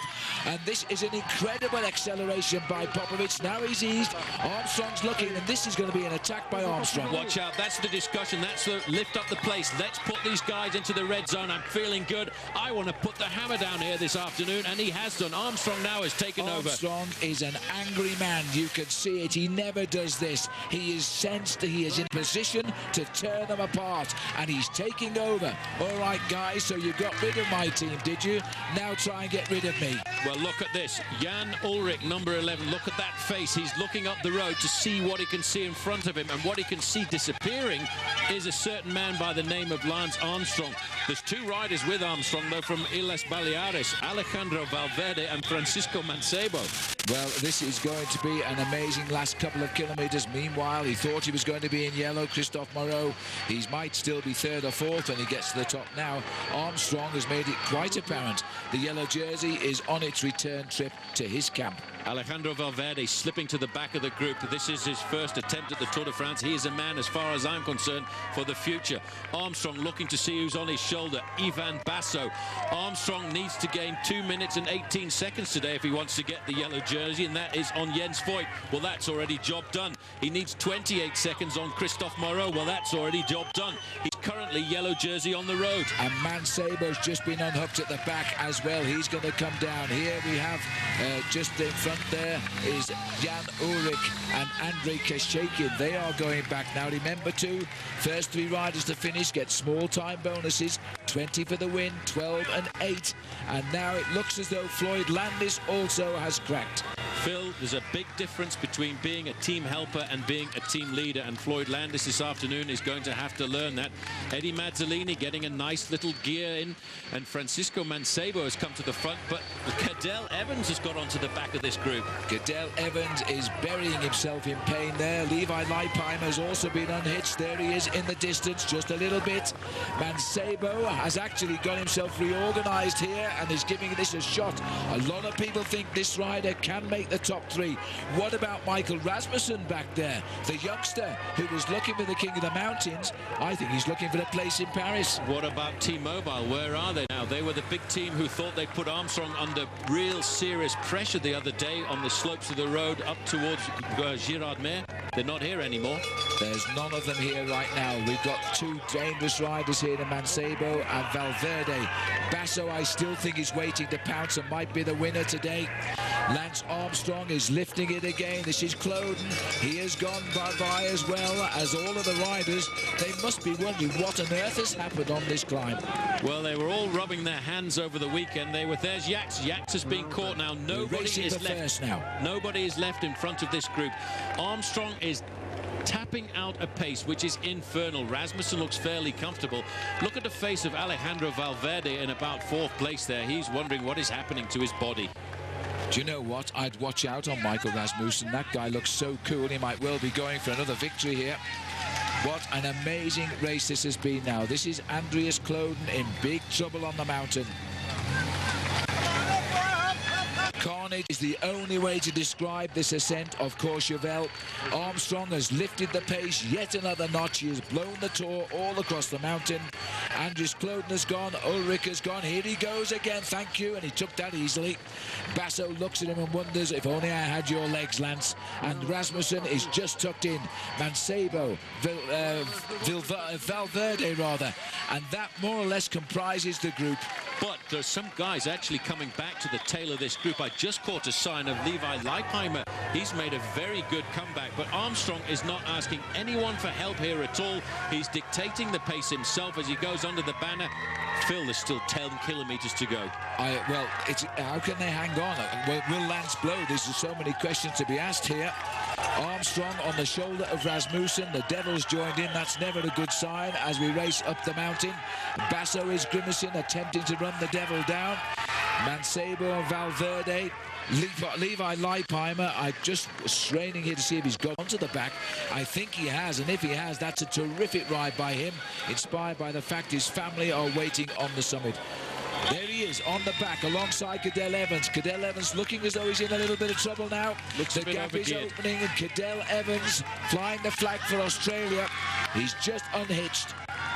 Well, I think his gear is a little bit too high there, Cadel Evans, but with courage he'll ride himself back into the race. But Levi Leipheimer was definitely in contact on that group. He's going to leap right up the overall classification this evening. He started 16th, and if he stays with this train, he's going to move up into the top 10 very comfortably. Look at Armstrong's face, though. He does not want anybody to help him here this afternoon. He wants to put as much time as possible between himself, Ulrich and Vinokourov. We go back to 1999 since we've seen this face of Lance Armstrong stamping out the rhythm on a mountain. This is a demonstration, and he's driven on by anger. I'm sure of that after his last 2 days, which looked a little bit shaky, or at least people said they were. He is now still unhitching. Jurgiatski's now in trouble. He's taking a good look at Leipheimer. Third and fourth overall are in this group, Armstrong and Michael Rasmussen. They could be first and second by the end of the day. Rasmussen, let me tell you a little story about this guy. He has such a thing about his body weight, he won't carry a water bottle on the way up a mountain. He takes a full one on the descent only. All because he doesn't want the extra weight on his bicycle. Complete and utter fanatic when it comes to going uphill and going uphill fast. The man who I'm very impressed with, Phil, is in third position there, Alejandro.Valverde. I actually had him down to win the stage a couple of days ago on Saturday when we went down into Gerardmer. He got himself fourth. If these guys don't get rid of the guy there just on the right-hand side for Il Baleares, he's going to whack them all in the sprint, because he's a great sprinter and a climber. He's got those two rare attributes. Yes, he can sprint and climb, and he can also do a reasonable time. So Valverde, for our money, is a Tour de France winner in the future. He'll have a tough job with Armstrong, I think, to win this one. But having said that, he's mixing with the elite now in his first Tour de France, and he's quite happy to make the pace as well. Armstrong has said, right, well, this is the final selection, boys. I've done all the work, little stretch to the back, and he's going to the back now to assess just the strength of these riders. The one on your back means you're the team leader. In front is number 21, Basso. In front of him is 31, Mancebo, and 38 is Valverde. But what on earth has happened to number 11, Jan Ullrich? What's happened to number 11, Jan Ullrich? What's happened to number 14, Andreas Kloden? Or what's happened to number 19, Alexander Vinokourov? They are just hoping to survive here and try and limit their losses on this very first big mountain stage. Armstrong didn't stay at the back for very long there. He obviously felt that they didn't have the pressure in their legs to keep it going at the pace that he wants. Acceleration is putting Basso now into a bit of bother. Well, when you think this is day one here in the Alps, we thought it'd be a little bit of a tranquil day, because tomorrow's the big climbs. When we go over the Galibier, further down by about 3/4 of a minute, we're looking now at the face of Jan Ullrich, clearly in trouble, but will fight to try and limit his losses, that's for sure. Looking at the men who have made a very select group here on the climb. Inside 9 kilometers to go, Armstrong, Basso, Mancebo, Valverde, Rasmussen. These are fast becoming the cream of this year's Tour de France. They certainly are. They've got rid of Levi Leipheimer over a number of those recent accelerations. Armstrong looks completely and utterly dedicated to the job in hand here this afternoon. But look at the courage there of Alejandro Valverde. He's in the Tour de France here, Phil, for the first time in his career, and he's with the big men. He's with Armstrong, he's with Basso, he's with Rasmussen, who's proving to be a magical climber. Basso actually here looks as if he's having a little bit of a hard time. I was just thinking, I think Basso is with them rather than them with Basso. He looks as though he could be in a bit of trouble here. Armstrong has just taken a stretch at the back of the group and has gone straight back to the front. It's 53 seconds to Jan Ullrich. It is a massive 10.5 minutes plus to the yellow jersey of Jens Voigt, from the leader to into the depths of infinity. This is the T-Mobile tandem. Andreas Kloden on the front, Jan Ullrich in second place. The big problem with Jan Ullrich, as Armstrong said before the start of the Tour de France, is he uses much too big a gear. Now the big crack. Mancebo, Basso, gone. Gone. They've cracked, and we haven't yet got to the steepest part of the climb. Armstrong is dictating an unbelievable, infernal pace at the front end of this group, and everybody now is just gasping for breath on his wheel. You know what? A couple of years ago in the Tour, he said to me when he got to the finish of one of these mountain passes, mate, I was only at 80%. This year at the Tour de France, Phil, he has to hold nothing back because he retires at the end of it. Well, he only came here to enjoy himself, didn't he? That's what he told us, but he wasn't coming here to lose the Tour de France. He made that very clear. Well, there's still an awful long way to go. Let's not start calling him the Tour de France winner. But again, what do these riders think of Armstrong when they're with him 1 minute and he's gone the next? Well, Eddie Merckx was quite prolific this morning when he said in the local press that Armstrong spoke to him 7 weeks ago, and the way Armstrong was talking, he wasn't coming to this Tour de France to finish second or third. He was coming to race this event. Well, there's no one in doubt now. This is Courchevel, but his Courchevel is in 3 villages on the mountain. We're going right through them all and out into the open spaces by the airport at the top. Armstrong looks over his shoulder. He assesses the boys. How much are they hurting? He'll get a good look at them, and then he'll try them again. Ulrich has now dropped back to 1:05. The Maillot Jaune group over 11 minutes. Mancebo, who looked to be so good, is now looking as though it's hurting. And it still gets steeper yet. It still gets steeper, but you know, with Francisco Mancebo, he always looks as if he's hurting, but he's such a difficult bike rider to get rid of. I'm over-impressed with number 38 there, Alejandro.Valverde, who to me is definitely going to be a star of the future. He's won 5 races so far this year, but you know, he almost won himself Paris-Nice, where he finished second overall. He won the final stage as well on the Promenade des Anglais. There's no doubt Valverde is a star of the future. To survive this long in company now like this, with Armstrong clearly firing well, he's just demonstrating he could be a winner next year of the Tour de France. Maybe even this year, but the gaps are opening as Basso has now lost 15 seconds on this group. And, you know, that could go out to 45 or a minute because of this speed. Well, they need to actually start to combine their efforts here. Armstrong is very worried about the fact that he feels as if he's dragging these guys up the mountain. Keeps going to the back of the group. He'd be happy to know he's got 65 seconds advantage over Jan Ullrich and Andreas Kloden. But I think this afternoon he's thinking more seriously, Phil, about trying to win himself the stage. He's not going to give any presents out in this year's Tour de France. The 2 boys in pink, 2nd and 4th in last year's Tour de France. Basso, who was 3rd, he's just ahead of them. The man who won it is still banging out the message here, and he's got good help now. Phil, look at that face on Armstrong. It's a face that is totally concentrated. It's a face that has got to do a job in hand here this afternoon. It's great to see Valverde. He's not scared of the company he's with. The man on the front there from Il Baleares has come forward. He's setting a fair amount of tempo for Armstrong. That man won't be long away from winning himself a stage in the Tour de France. There we are, the 2 boys who finished 2nd, number 14, 4th, number 11. So, and I think that might be Basso coming down ahead of them there as they continue the tempo. This is Christophe Moreau. Any thoughts of a yellow jersey now? I've gone over the top of the Alps, I think, today. He's lost far too much time. And we're being left with 4 incredible cyclists at the front, including Alejandro Valverde, because he is just 25 years of age, Valverde. This is the yellow jersey. We've gone down the mountain here more than 12 minutes to locate Jens Voigt. Blown to the world now. He could be 20 minutes down by the end. Those legs of these 3 riders have exploded. They've completely exploded. Jens Voigt actually said, Phil, after that long breakaway of his a couple of days ago, he said, I'm going to have to pay for this breakaway, and I think today he is seriously paying. 1 minute and 13 seconds now is the time from Lance Armstrong back to Jan Ullrich. Just at the back of the group, Alejandro Valverde. If they don't get rid of him, I've got a feeling Valverde is going to be the man to take out the stage, but we've still got a long way to go and some very steep portions of this climb before we get up to the 2,000-meter level. Well, Moreau at the moment is riding at 1:48. He is still the race leader on the road of this year's Tour de France. Armstrong has still got to get a little bit more time. Actually, maybe not now, because he wasn't that far ahead of Lance. No, I correct that. Lance is now the leader on the road. That's Armstrong right. is the virtual yellow jersey on the road. He started the day with a 28-second deficit on Christophe Moreau. Well, that has been blown out of the water. He started the day with a 2-minute 18 deficit on Jens Voigt. Well, that's around about 20 minutes by the time they get to the finish line. Rasmussen looks fabulous there on the left-hand side in the polka dot jersey. And there's a little bit of an acceleration coming here from Francisco Mancebo. Mancebo, I'm not sure he's finding his strength from now. He looks as though he's dead on the wheels, and yet he's still lifting the pace here. He's put Armstrong on the back. He's just watching them, all of them now. But that's his style. That's his position on the bike. He always looks like that. He never looks comfortable.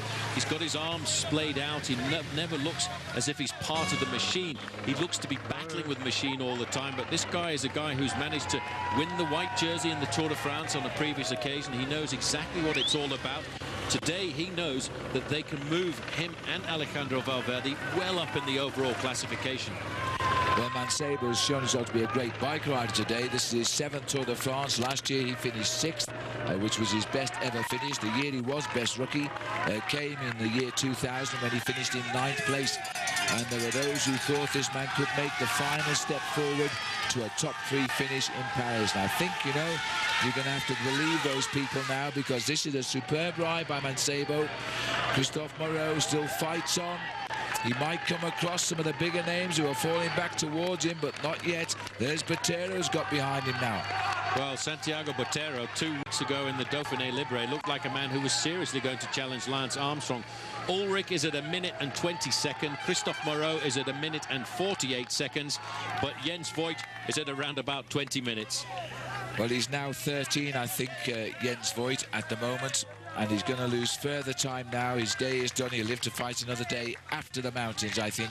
No yellow for him now. We are looking at the elite 4 men here, the 3 Musketeers plus 1. And we have Lance Armstrong in 3rd place. The teammates from Elis Baleares, never have they had 2 guys at the front of a mountain stage before like this. Alessandro Valverde being paced here by Mancebo, tagged at the back. Michael Rasmussen. We are now at 5 kilometers to go. A little bit mean, that criticism of Il Baleares, because if you remember, they were Banesto, and they had a man by the name of Miguel Indurain a few years ago. 2 of them at the front. They had many occasions, they had 2 or 3 riders at the front of the races. They were a great climbing team in the 1980s and 1990s, but since then, they've battled to get to the top of the sport. And I think Mancebo realizes how good Alejandro Valverde is. Look at the face here of Jan Ullrich here. Whatever you say about Jan, he does fight to try and stay in the game, and he's fighting it over 1 minute now. Mancebo, I would say, is making the pace here for Valverde and will soon fall away, in the hope that Valverde will finish it off for what would be an incredible victory today. Armstrong may have something to say about that, and I think also Rasmussen, the king of the mountains, he's scoring big points now in 4th, but I think he'll go for the win. Well, Armstrong has got to be very careful about Rasmussen, because there's the bonuses on the finish line, and Armstrong and Rasmussen are only separated by around about 25 seconds. So Armstrong will have to pay very much attention to the position of Rasmussen when it comes down to the end. And let's not forget, Rasmussen is at the end of today's stage going to be in 2nd place overall, and the Danish commentators must be going absolutely ballistic. Well, he rode his first Tour last year and he finished 14th. Like Armstrong, he's hardly been seen in a bicycle race this year, Rasmussen. He actually is married to a Mexican who's having a baby. They live in Italy. He's been to Mexico. His team let him go. Didn't care whether he raced or not. They had enough faith in him to say, as long as you're ready for the Tour. And he is. 1:28 now to Ulrich. 14 minutes plus to the Maillot Jaune. Armstrong warning of something in the road there as he makes a tight turn. This is an incredible acceleration again. This is the top village now before we break out into open space. Armstrong is actually just showing them a way around the corners. He knows every inch of the big mountains of the Tour de France. He rode this climb just about 2 weeks ago before the start of the Tour de France, and he said he'd actually forgotten exactly how long it was. This is an infernal climb at 22 kilometers in length, and this man today is stamping his authority on the Tour de France. Waiting for an attack here. Floyd Landis is now at 1 minute 15 at the 5 kilometers to go banner. These are the 2 boys in pink from T-Mobile. Look at the face of Ulrich here. I'm just again surprised that Cloten can even work with him, but he seems to be doing all of the work of these 2. He's doing a lot of work. He keeps moving forward. Francisco Mancebo realizes that if he can keep this group together, it's going to be very difficult for Lance Armstrong and Rasmussen to beat that man on the back there, number 38, Alejandro Valverde, just 25 years of age. But, you know, he is a magnificent professional. Last year, he was 3rd overall in the Vuelta a España, but this year they've held him back a fraction, and they wanted to bring him here to the Tour de France. They believe that sometime in the future, that man can take the victory to Spain. 15 minutes on the Maillot Jaune, and he was with them at the start of this climb. He is now 15 minutes behind Jens Voigt as Lance Armstrong is looking to climb into his next yellow jersey in the Tour de France. It'll be number 72. and this is amazing. I have to say that Rasmussen looks simply great. And I think that guy's probably right. We are looking at Superman. We are looking at Superman here. Rasmussen, though, is turning out to be pretty much of a Superman also. He has recovered admirably from that very long breakaway he put in a couple of days ago, the day before the rest day on the way into Mulhouse. And he's not scared at all of coming forward and helping out Armstrong and Francisco Mancebo to do the pacemaking. Look at Ulrich's face, though.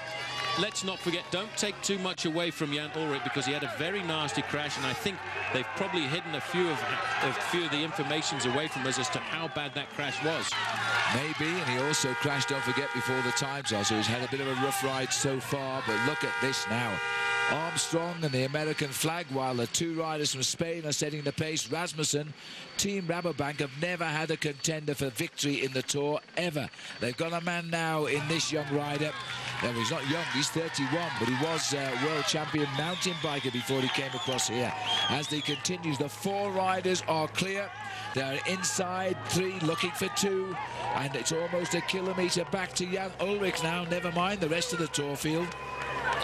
But Armstrong, again, every time he feels that pace coming down, he goes straight back to the front to set the tempo. These are the two guys who thought they were going to play the tactical moves on Lance Armstrong in the Tour de France this year, Andreas Kloden and Jan Ullrich. But today they've been put very much on the defensive, as has Alexander Vinokourov, who has completely and utterly popped. Armstrong has gone back to the front now. It's all a demonstration now. I don't know which one is thinking of the win, but they all know they're gaining time on all of their rivals. How much energy are they giving away with this week, such a mountainous week? A couple of days more in the Pyrenees, a flat transitional stage, then in the Alps rather, a flat transitional stage, then a couple of days in the Pyrenees. This is one tough week to throw all this energy into one day of racing. 2.5 kilometers to go. They're almost getting ready for the sprint here. Nobody wants to rush through at all. 1 minute and 41 seconds is the time back to Jan Ullrich, and 15.5 minutes back to the yellow jersey. Armstrong just putting his zipper up there in the front of his jersey. I wonder if he's trying to figure out now, Phil, how he is going to beat Alejandro Valverde, because Valverde has got one of the most explosive sprints when it comes to the top of a mountain pass like this. I can't see anybody beating him in the sprint, Paul, but I'll put nothing past Lance Armstrong anymore. This guy, if he's full of determination, will even go for the win. Remember how he beat Andreas Kloden last year when we went into the Grand Bornand? Once he gets the bit between the teeth, he wants to do something special. He will probably want to prove something to the team here this afternoon. They've done a great job for him. They raced along all of the valley roads to set this up. I don't think he wants to finish second. Inside the 2 kilometer mark now. The young and the old, because Valverde, a possible winner of the Tour de France from next year onwards, in this for the first time to get a good feel alongside the champion Lance Armstrong. That's Valverde's second wheel, puffing and blowing. These boys are at the limit, but they're all at the same limit. I don't think anybody else has got much more. Mancebo, hats off, that's my big surprise. He has struggled, yet he has held the position on the far right. They're riding these gears now. They're almost getting ready for the sprint down there as they race up towards us. Very shortly now, they're going to see 1 kilometer to go. Somebody's got to try and go. I just don't see these four coming home together. I can't believe that somebody won't try an attack on the run in towards the finish. Mancebo dropping back into 4th position there. It's a strange style of his, but he's still managing to stay in contact with the first 4 riders of this year's Tour de France. Armstrong's face, since he's set this pace, has never changed. It's been one of concentration. It's all one of internal pressurizing himself. Well, if tactics play a part, Mancebo will be the first rider to attack. He'll probably go as he approaches the kilometre in the hope he can draw the sting out of Armstrong and Rasmussen and deliver Valverde to the line. Let's see if it happens. He's number 31. He's the small rider at the back. If he's got the legs, of course, how they've just ripped up this mountain. They have put over a quarter of an hour into the yellow jersey in something like 14 kilometres. What's amazing, looking at the way Michael Rasmussen is riding here, Phil, he actually told the Danish television the other day that he wasn't really interested in trying to ride for a high place in the overall classification. All he wanted was to win the King of the Mountains. But you know what? If he keeps accompanying Armstrong and the leaders of the race, he cannot be outside the top 10. He's always going to be there. The day's pain is almost over here, and Armstrong with his fast cases, a flick of the arm saying, give me a hand. Nobody willing. He looks over saying, come on, give me a hand. They all look over. Nobody wants to give anybody a hand. They are at their limits, but they're all thinking of winning the stage now. They forced Rasmussen, probably the least experienced, and I think Van Sabel will try to go off the back if he can. I'm not sure they can lift the speed anymore. Oh, it's steep in the corner here. As they go around the inside of that bend, they'll go into this tunnel. Once they come out of the tunnel, they'll see that, and that is the banner that indicates 1 kilometer. On the flat stages, that's 60 seconds. Here, it's going to be about 2.5 minutes. Here comes the flotilla of motorbikes. They have witnessed an extraordinary stage of the Tour de France today, and Armstrong racing into retirement and delivering as much pain as he ever did since 1999. Only 3 riders have desisted everything here, and now it is 2 from the same team. Surely when you've got 2 from the same team, you win the day. They should not be beaten, but I think they have to bear in mind this is Lance Armstrong's final Tour de France. He's got himself 2 minutes advantage over Jan Ullrich. I think he would like to finish this off with the victory of the stage. Team Il Baleares have got to try and do something rather special if they can, and I would like to see number 31 then moving to the front to set up the pace for Alejandro Valverde. But watch Rasmussen. Rasmussen's going. Well, that will cause a reaction now. It's still a long way out for the hill, but Michael Rasmussen, who's won 1 stage already when we went to the rest day, is trying again to take this one.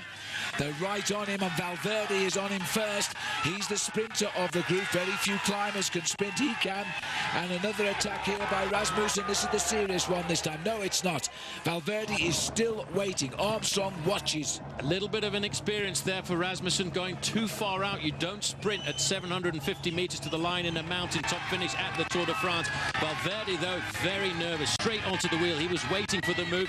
Watch out for a burst from number 31, Mancebo. Armstrong currently, Phil, is in an ideal position. He's looking at everyone. He'll be looking at the muscle fibers of the guys in front of him. If he sees them twitch, he's ready to pounce. An ideal position to lose, I think, because they've got him pinned up against the barriers, but he's soon opened the door and he's gone. Quick reaction from Valverde. He's got to try and get it, but when Lance is angry, not many people get by him. Armstrong is racing to a victory, and look at the speed of that man. Can Valverde get on? I very much doubt it. Armstrong and Valverde are going to get separate times from the rest because they've raced clear of the field here. Now he's leading out, and Valverde is poised, and I think he's going to take him because he's checking where the others are before he makes a move. Lance Armstrong is determined to stamp his mark. He is the next yellow jersey. I don't think he's going to win the stage. I'm not sure. Look at Valverde. He's in an ideal position. He's hurting, but he's got the explosive legs of a sprinter. And it's coming now. Valverde is looking for the win. Armstrong is second in that. He's given up. Alessandro Valverde wins an incredible stage. Lance Armstrong, same time. The rest all get separate times. What an amazing race. Armstrong back in yellow. Valverde looks like being the new man on the block. Well, it is also important for Armstrong to put a little bit of time between himself and Michael Rasmussen, and Ivan Basso was the man expecting to accompany Armstrong in the mountains, just as he did last year. Well, he was put under serious pressure this afternoon. He has survived. He's managed to limit his losses a fraction, but he's still going to be around about 45 seconds when he crosses the line. There is Armstrong, a moment to recover. He did what he had to do here this afternoon. He laid down the law.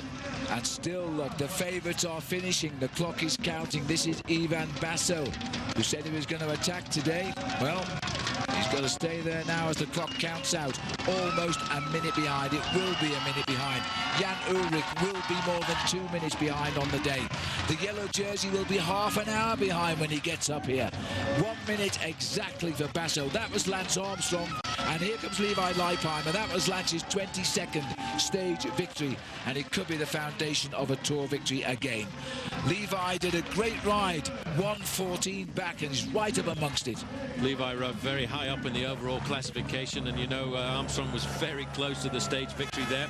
He was looking for that 22nd stage victory, but I think more importantly, he was looking to put time over himself and everybody else in the race, and that, I have to say, has been a great success.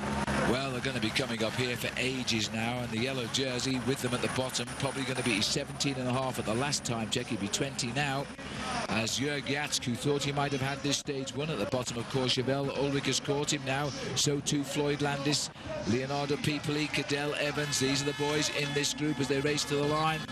Very select group, but look at the clock. That's what tells us the story today. Yax, I take my hat off, he's had a great ride, but Lance and Valverde have overshadowed everybody. It's a cruel finish, you see. It's even a little hill right to the line. Cadel Evans riding well today and giving us hope for the future.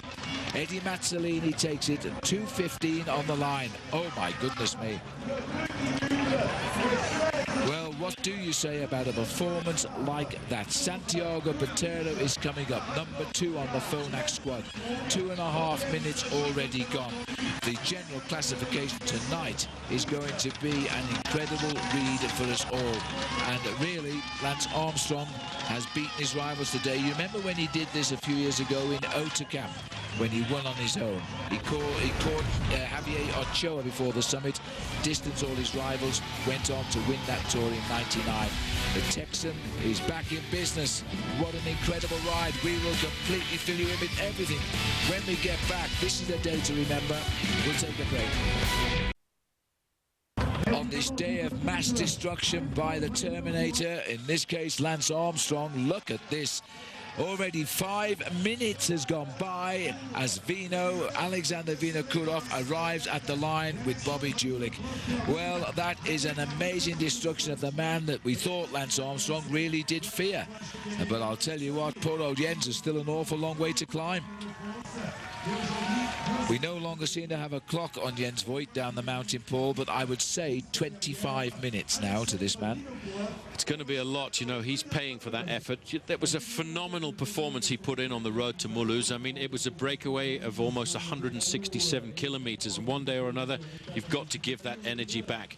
A lot more riders still to come in, and riders will be scattered all over the main field. It's going to be a very complicated rearranging of the overall classification tonight. We'll have to wait a while before we figure out who is going to sit where. Well, the white jersey's in here, 4 riders down, of Vladimir Karpic, who was the highest placed rookie. He might still be when all is revealed, but he's 6 minutes down. Valverde, is he in the score? I'm not sure where Popovich is at the moment. Not sure whether he's in or out.